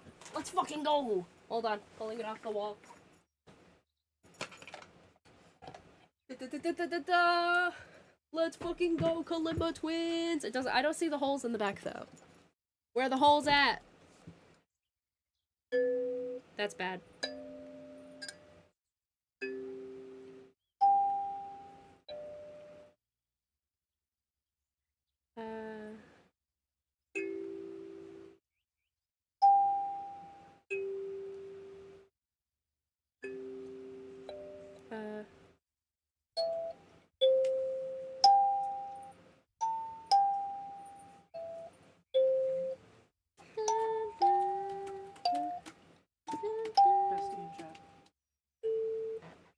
I can't do it. It's been a while. I haven't touched my kalimba in a bit. But he has a fucking kalimba. Let's go. Also, hi KJ. I see you. I blinked slowly, clarity coming back as I shook my head to pay attention. The box fit neatly in his hands, Michael holding it as if he were typing on a phone. I could see it had a hole in the middle, and thin strips of metal arranged in a triangular shape over it. Indeed. What does it do? It plays music, you daft bitch! You multi-fuck? You multi-fuck? Sorry, I read KJ saying trying to multitask. You know what I'm saying? But you multi-eyed fuck! With love. His eyes are so cool. A proud smirk spread across his face. I'll show you. He began.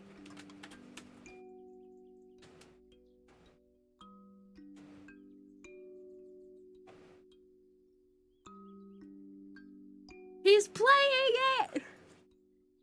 He began to pluck the metallic prongs, a gentle ringing sound resonating with every flick of his thumbs.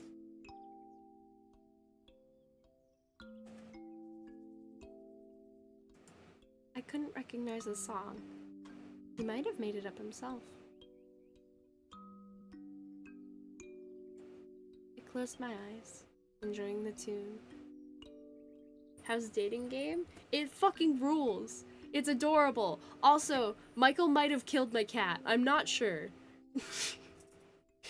But he's cute, and like, maybe he did. I don't know. He seems really suspicious every time my cat gets brought up, though. And I found Juanita's collar suspiciously next to the mushrooms that rendered me, like, paralyzed before he found me. It helped me. So, I closed my eyes, enjoying the tune. Oh, also, he has, like, a weird mind control, but don't worry about it. It's probably fine. Michael gave a soft chuckle as he kept playing. Relax and listen as long as you'd like, Firefly.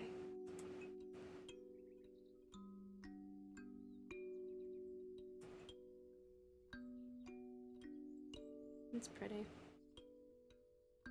Don't mind the secondary kalimba in the background, if you can hear it. A few minutes passed by with Michael plucking away at the instrument, the two of us sunbathing like two cats on a Sunday afternoon. I must have dozed, as the next thing I knew, I felt a nudge on my shoulder. Comfy? He chuckled low and I refused to open my eyes. I mean, if you'd rather stay. My eyes shot open, my whole body jerking to sit up. Michael glanced at me, kalimba in his lap and half a forget-me-not chain in his hands. Forget-me-nots? Is that what all the blue flowers are? Forget-me-nots are my favorite flower. What? I shook my head, slapping at my cheeks. I can't believe I fell asleep. It's alright. He cut me off. His sigh was heavy. I was hoping... Never mind. He patted my shoulder, though his smile didn't reach his eyes. Thanks for being here with me. Maybe we can do this again sometime. If I ever see you again. Let's get you home.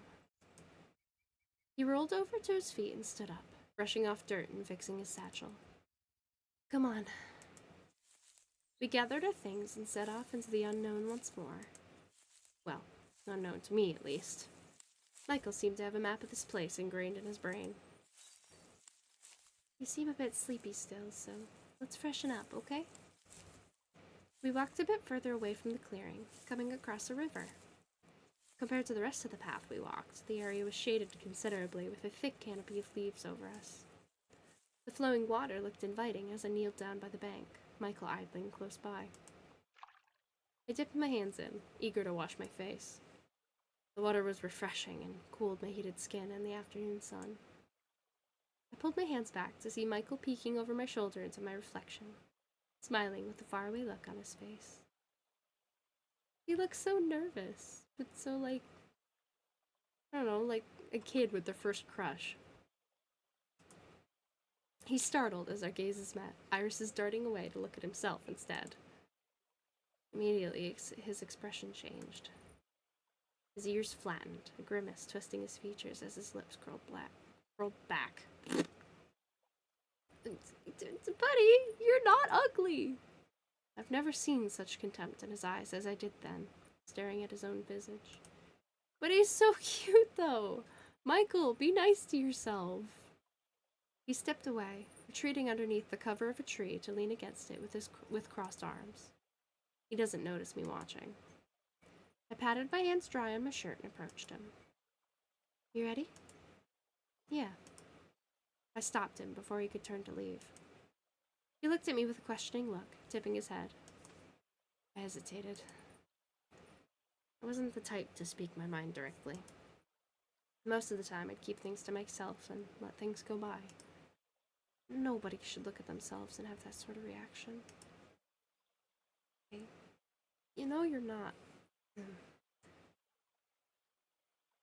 Might as well be frank. You're not a monster, Michael. He looked taken aback. What makes you say that? I saw how you were looking at yourself. How you talk about yourself. None of it's true. I keep telling you, you're more than just your appearance. I don't know what compelled me to do it, but I did it anyway. I reached for his hand and held them between us. His eyes widened at the contact. All it took was a day with you, and truthfully, I think you're the most amazing person I've ever met. He made a choked noise. I'm just some old nobody compared to you. That's not... Shut up and listen! He promptly shut his mouth with an audible click of his teeth. From where I stand, you've saved my life. You've taken care of me better than I could ask for from a stranger. That already proves to me you're not the monster you think you are. You're charming, you're smart, you're sweet. You're a million more wonderful things, but you are not a monster. Take a second to compose myself, lowering my voice. You may look different, Michael, but guess what? His multiple eyes stared into mine, ears flattening as if fearing the worst.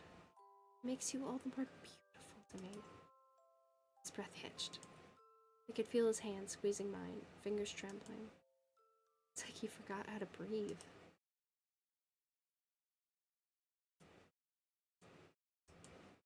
I realized my hands were getting sweaty. I pulled away hastily, scratching at my neck and avoiding his gaze. I could feel the blood rush to my face. I could dunk my whole head in the river and it'd probably let off steam.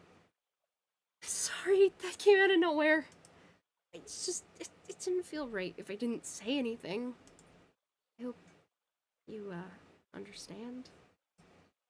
An awkward silence passed between the two of us. Anyways, caught him mumbling under his breath. I don't know if y'all can see that. He says, I can't let you. Why not? Bro, I have to go home. Michael? What? I said you can't leave. I mean, not without your cat, right? I frowned. I've already tried, Michael. Like you said, it was stupid for me to just wander off in the woods as if I'd find her through dumb luck. He paused, his fists clenching. But I haven't. I haven't tried. I know these woods better than anyone. I can try looking for her. But that means you can't leave yet. Michael, I appreciate the offer, but I don't think I should stick around any longer. I have a job and responsibilities and holy shit! You hissed in pain, a sudden migraine overcoming your senses. You felt sick, your stomach wringing itself into knots. Like the world was warping around you and your legs wobbled. Your body buckled over as you resisted the urge to vomit. Holy shit! Back up, sir! Michael caught you and you slumped gracelessly into the ground, your head resting on his shoulder as he cradled you close. Hey, you don't look so good. Your vision doubled as he spoke. his speech oozing together words into an indecipherable mess. Are you okay? You need me to carry you home? Oh no, oh no, oh no, oh no. Oh, it's Doki Doki Literature Club all over again. Michael, Michael, don't do this! Uh, uh, uh, this one. Okay, no problem. Just hang in there. Hang on to me.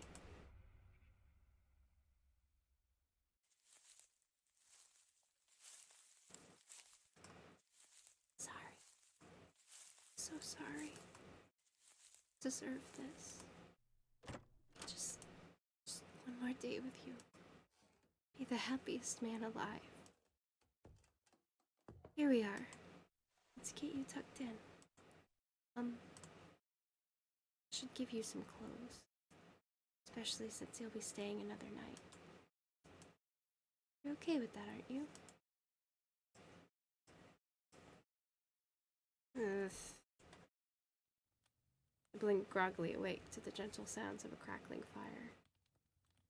Oh, hi Tommy! And your doggo wakes you up at 3 a.m. You go outside with her to see what's going on. She sniffs and then sits on the patios like nothing's going on. Oh. Average dog owner experience, Tommy. I feel that. The itchy texture of the worn bed sheets, the weight of a heavy knit blanket. I could recall once or twice having felt these very sensations, to the point I'd consider them familiar and comforting. And yet...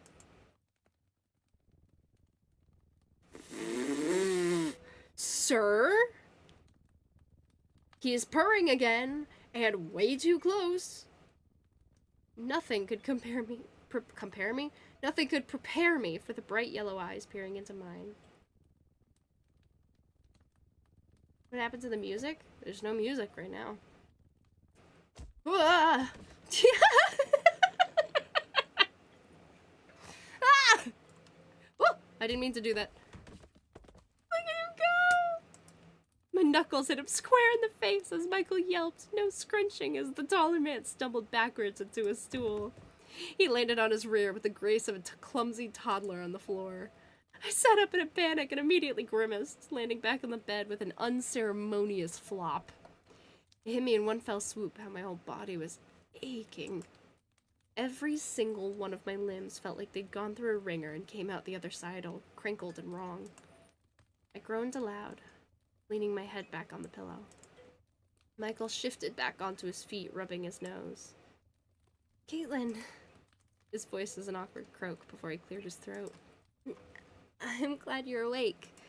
How are you feeling? I hear some slight kalimba music now. That would be Trevor, because I brought my kalimba down because the character owns a kalimba, so he's playing with it. Honestly, it's not a bad sound. You can keep playing with it quietly. There's no music in the game right now, so it's something. Terrible. He visibly flinched.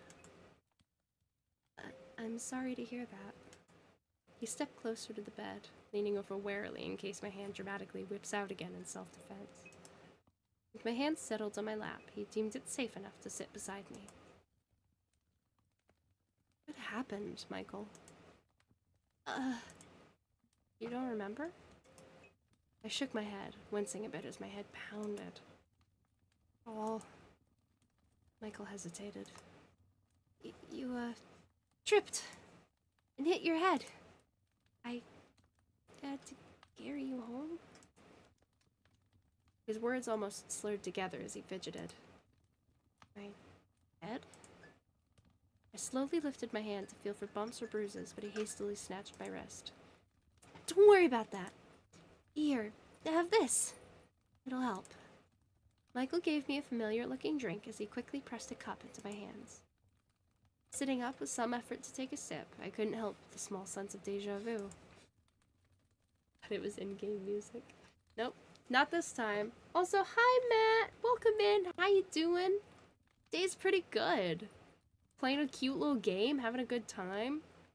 I'm slowly but surely collecting all the weird dating sims I can. I've dated Bugs. I've there's the bird one I gotta do. I've dated a ghost on stream. Now I'm doing a mushroom. Now there's a mushroom boy. And he's adorable. Tired and wiped out, but I'm okay. Aw. Well, I hope you get some rest. The amount of times I woke up in his bed, dazed and disoriented, is almost uncomfortable now. At least the drink was helping, just like he promised. My body felt lighter as I finished. Michael took the cup from me and set it aside before wringing his hands together with a nervousness I haven't seen in a while. So, I'm sorry this happened. I didn't mean for you to get hurt.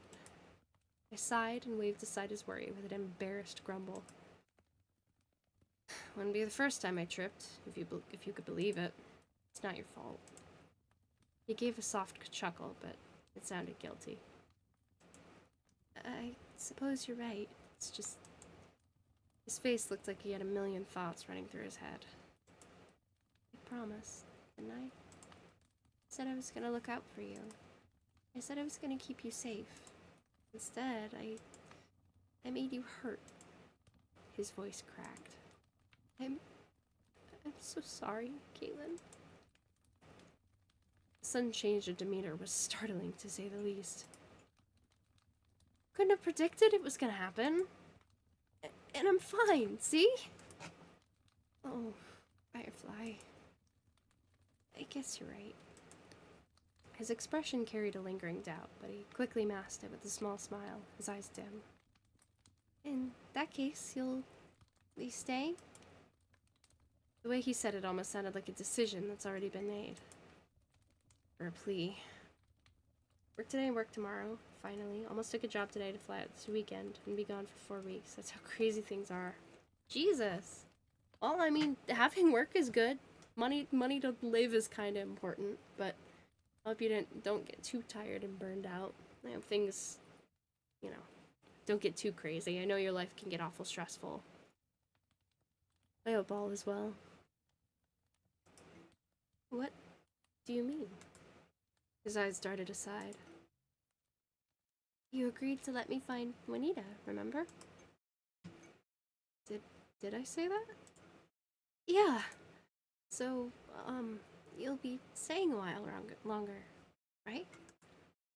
Didn't even let me get a word in. In fact, a feeling of uncertainty washed over me, as if we've had this conversation before. I don't think I should. Besides, what's the rush? It's already late, and you're in no condition to travel anyway. I blinked before glancing out the window. Pitch black darkness greeted me as I realized he was right. Yet another uncanny feeling spread through my chest, shivers crawling down my spine. I don't know why, but something about this whole situation felt wrong. I feel like I'm forgetting something else. Michael had a nervous look on his face. Maybe you hit your head harder than you thought? His words didn't sound confident. How long was I out? A couple hours, I think? You really took a hit. It was that bad? My brows creased as I tried to recall today's events. But I don't remember tripping. There was a river. I remember you, and then...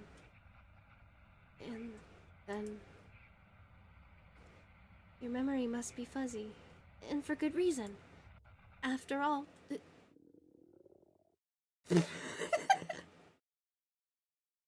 My stomach rumbled suddenly, echoing in the quiet room. Hi, Sushi! He is so fine, and also apparently crazy. I don't know what's up with that. There's a heavy silence right after. Michael was polite enough to hide his chuckle under a palm as I flushed. He seemed relieved. Well, lucky for you, I've got dinner on the way. It should be ready soon. You're okay with soup, right? Soup. Soup sounds alright. My stomach growled once more, the pain of an empty gut making me wince a bit. My host noticed immediately. Ooh, maybe we should get you some food sooner than later. You feel okay enough to get up? I nodded with a grumble, swinging my legs over the side of the bed before noticing something was on my lap. Wait, what's this? Give me that. Give me that outfit. I want that outfit right now. I have a sweater that's kind of like that, except it's my purple sweater with the white mushrooms on it. Give me that. Give me that fucking thing right now. Ah! My man, I'ma stick by him. Hell yeah. I unbundled the pile of thick fabric, realizing it was an oversized sweater with a pair of baggy sweatpants. A mushroom pattern? It's oddly cute. The material felt worn, but comfortable. A towel laid right next to them. Is this for me? Oh, I figured since you'll be staying another night, you'd want some fresh clothes. They might be a few sizes bigger, or a lot. Sorry. He'd gotten shy for some reason. On the other hand, I didn't have to take a whiff at myself to know that I probably reek. I nodded again, giving him a small but grateful smile.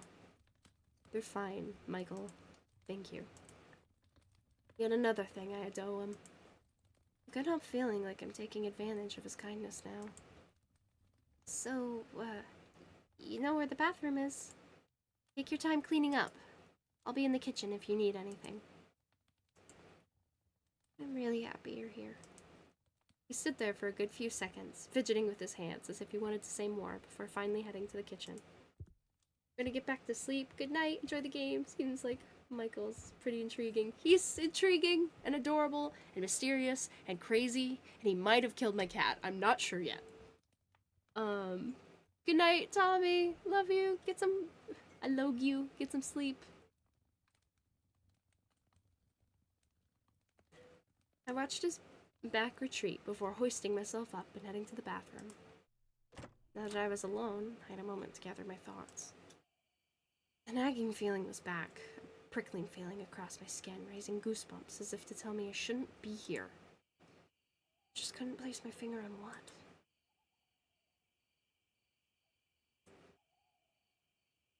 Huh. I should be careful. Just couldn't shake the feeling that Michael was hiding something. He'd been a gracious host so far, but that didn't make him the most trustworthy either. There's definitely something I'm missing. My mind was wandering even as I undressed and stepped under the shower. The icy chill of the water did nothing to distract me from my nerves. If anything, it elevated it. It was a shivering mess by the time I was done cleaning myself with whatever soap he had lying around. Once I dried myself, I inspected the clothes inside and out to see if there's anything off with them. They smelled like wet grass and burnt wood. Considering his lifestyle, it made sense for his clothes to have that sort of scent stuck to them, I suppose. Putting them on, it just reminded me how big and tall Michael was. Compared to me, at least. I fidgeted and fiddled with the sleeves and waistband until I could somewhat move comfortably. There's no mirror in his bathroom, so I had to assume I looked like a walking potato sack. Better than nothing. Gathering my courage, I shook out my hands and straightened myself before exiting toward the kitchen. A savory scent filled my nose. Michael did mention dinner was almost done. As I entered, I saw Michael by the stove, idly stirring something crimson in a pot and humming quietly to himself. His content smile widened as he saw me, his ears flicking. I tried not to look uneasy as he looked me up and down. How do they fit? Check the toilet. The color of urine can determine character. Well, considering he has like a compost toilet and not like a water, like a proper plumbing toilet, I don't think that's gonna work. You can't see the color of his urine. How do they fit? They're alright. Much too big for me. He nodded, turning back to the pot. I can see that. Right.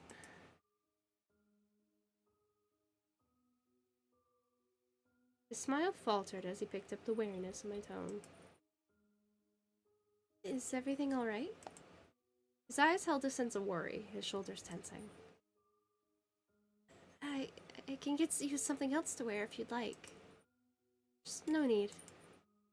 He paused, hand gripping onto the ladle tightly as he continued to hesitate. Caitlin. There's another pause before his brows furrowed. I'm not an idiot. You don't trust me, do you? I flinched.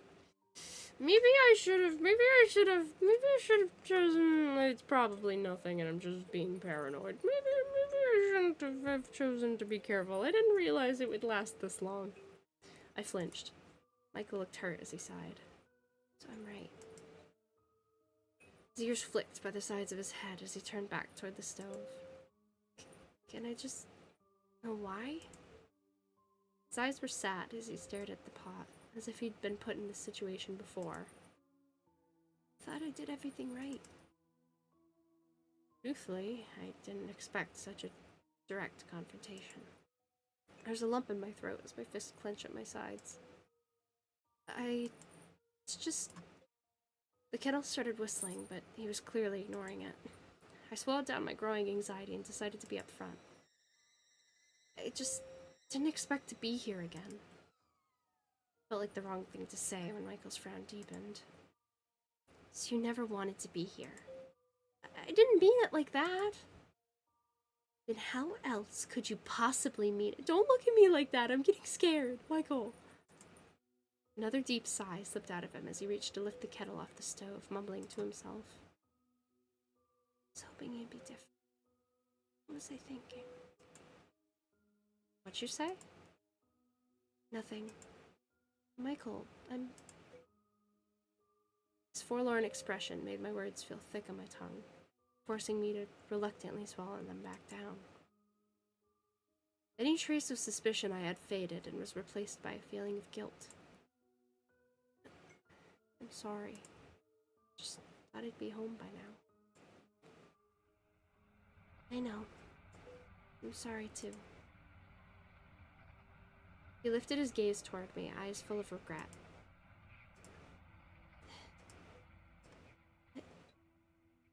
Is it really so bad, Caitlin? I know being lost in the woods with a man you don't know can be scary. But I promise you, you're safe. The last thing I'd ever want you to be is scared. He trailed off. So just trust me, okay? Can you do that? Please? I swallowed and gave him a nod. My gut still held with suspicion, every fiber of my being wary of him to a certain extent. He seemed satisfied, though, eager to move on past the tension. Thank you. His mouth quivered at the edges, all four of his eyes squinting with the slightest bit of hope.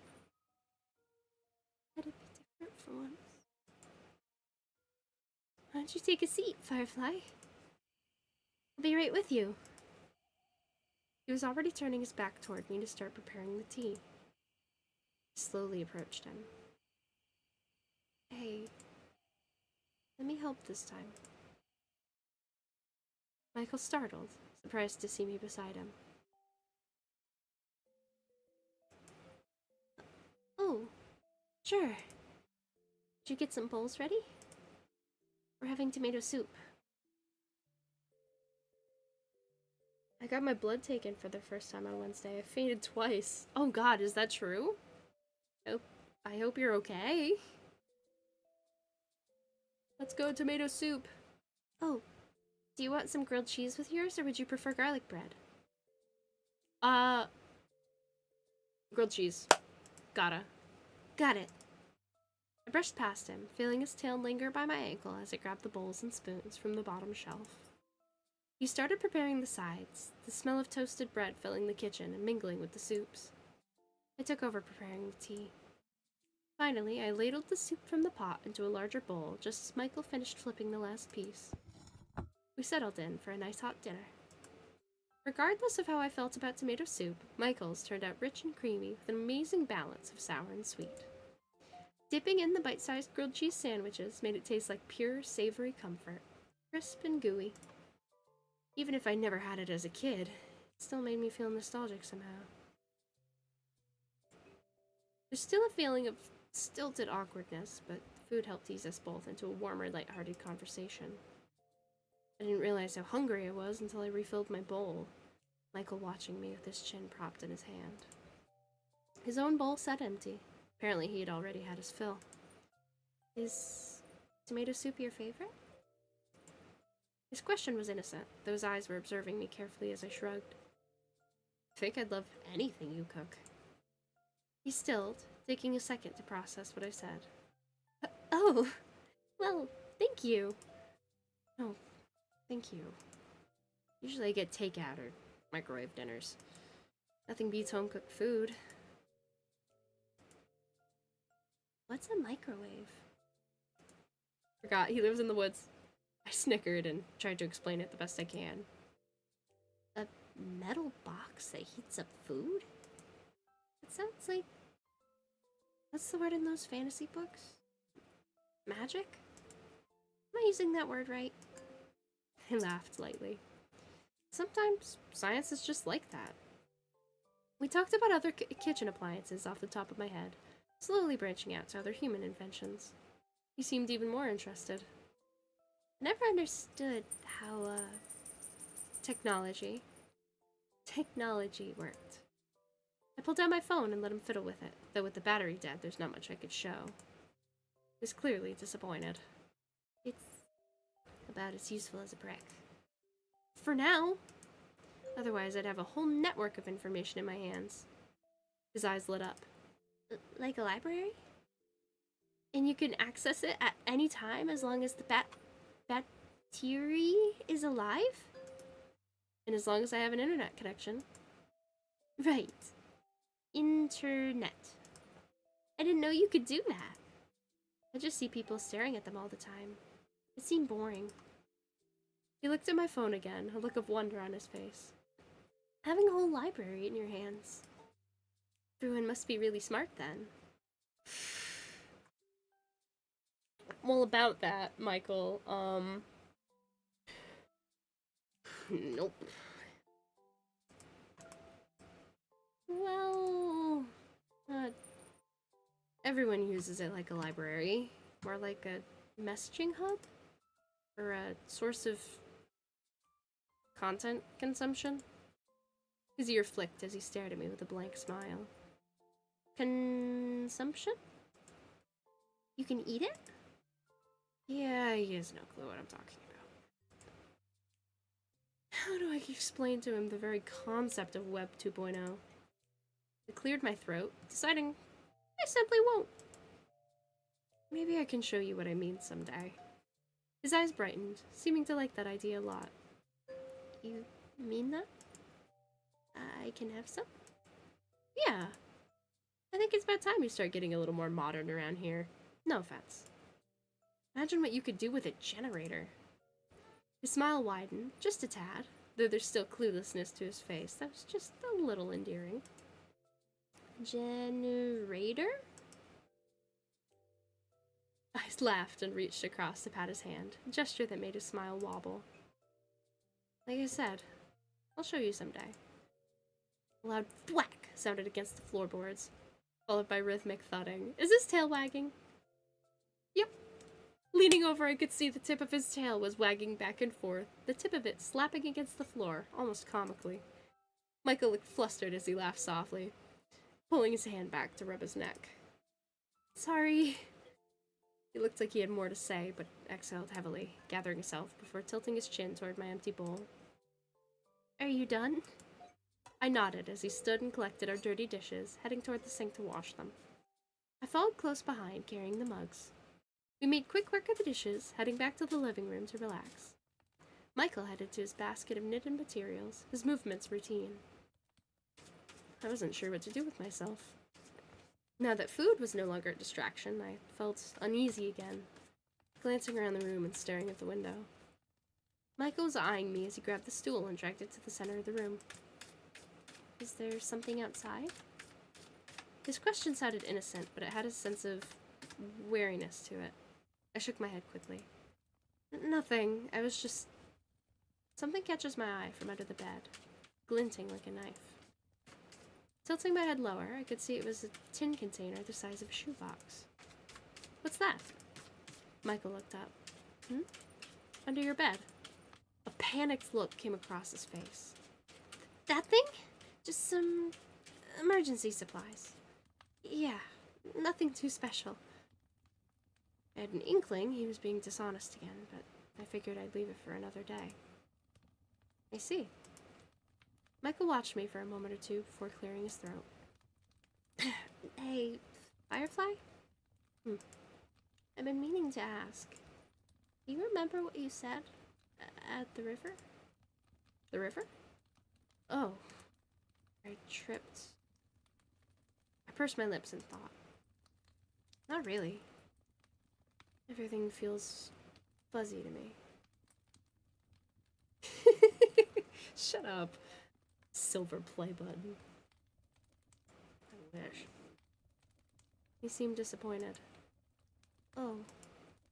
Not even a little? I shook my head. Why? Did I say something stupid? Just some things made me happy. God, I think I did say something stupid.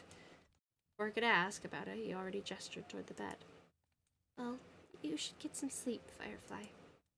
Want to wake up nice and early to find Juanita, right? The idea of looking for my cat once more made me wilt. You really think we'll find her?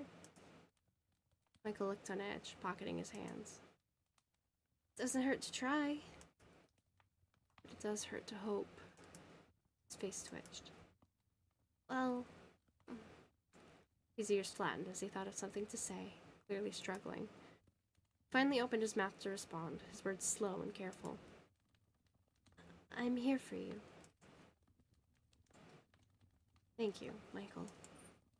He nodded, a strange mixture of polite happiness and hidden anxiety playing across his face. He's probably not used to another person sticking around this long, let alone someone going through a loss he could care less about. Maybe I've been enough of a burden to him. Actually, can you just send me home? His brows raised, his posture straightening in surprise. Are you sure? What about Juanita? Don't you want to see if we can find her? Sure. A look of apprehension crossed his face. But it's so soon. Juanita could be out there. We could still try... Michael, please. I can't think about her right now. I just want to go home. He fidgeted with the sleeves of his cardigan. But He looked like he had so much more to say, but whatever turmoil going on in his head was quickly swept behind a reassuring smile. Okay. Get some sleep, Firefly. You've been through a lot. He went to collect his blankets again, already arranging them into a nest like the night before. The words left my mouth before I could think twice. I can trust you, right?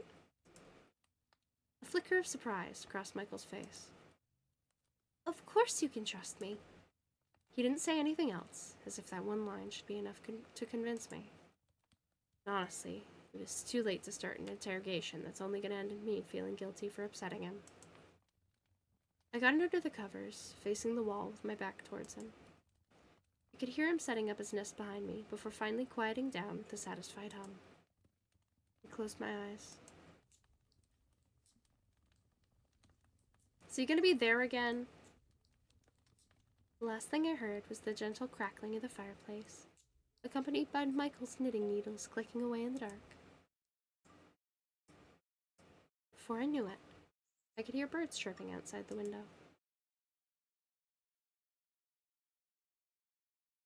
I think we should, on the dawn of this third day, end for tonight. We've been going for over 2 hours. And that is a long time to do a visual novel, because I have to talk a lot and it wears out your throat. So, if you want to play this, it's on itch.io, completely free, and it's currently in development still. So, as far as I know, there are only 3 days, but there is a full third day that we haven't seen yet, that you haven't seen yet. And if you like this game, you should go play it, because it's real neat. I put it in the middle so I know exactly what it is, but it's real neat, and I think you guys should check it out because it's worth it. It's pretty cool, and supporting small developers is really, really nice, because I'm pretty sure this is probably made by like one person.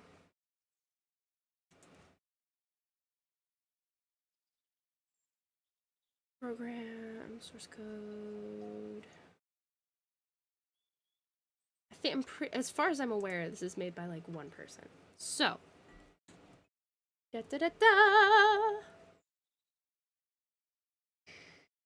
I don't care about EA publisher sale. Shut up, Epic Games. I don't know how many people are in chat right now, but I'm gonna see if we can find a raid target, because I think raiding is cool, and I didn't do it last time. So get that hashtag Bouquet raid ready, or LFB if you're old. And cool. Shush. I'm gonna see who's live right now. You're going. My background music entertaining. I liked it. It was cute. It gave vibes. You're going. Pretty familiar with you. You're still going with that? God damn. Oh, actually, before we end, I'm gonna have to show this off again next time I stream. But to the couple people who are in here, I added something really cool to my BRB screen. Ready? Look at this shit. Ready? Ready? Oh! There! And this gives me time to... So I have to adjust the chat because I have to just be aware of...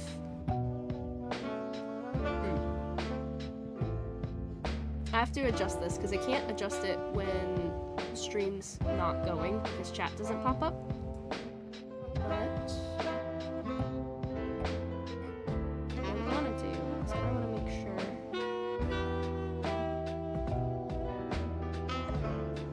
fits in there.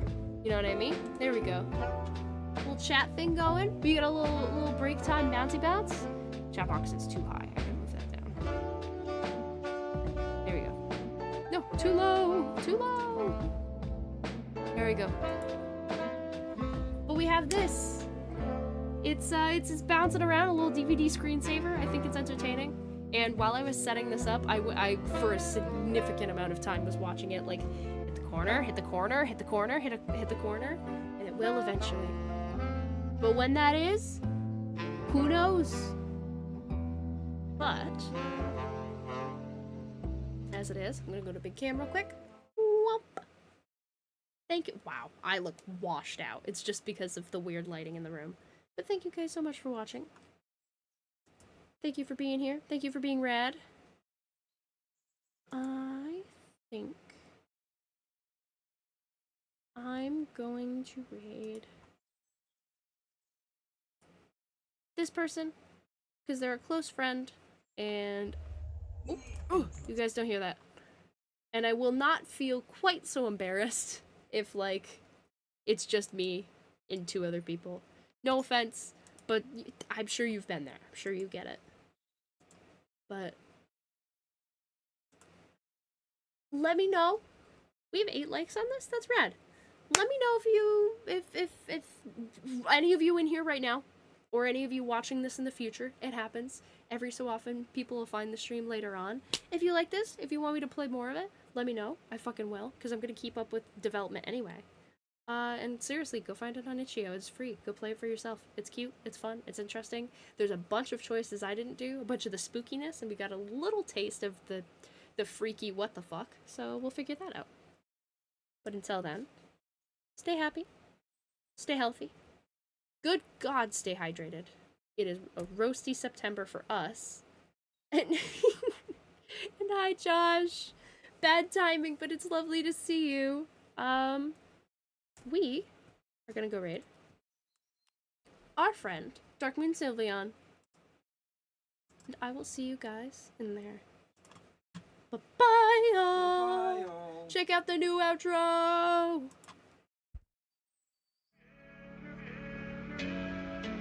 I switched to the wrong one. Don't worry about it.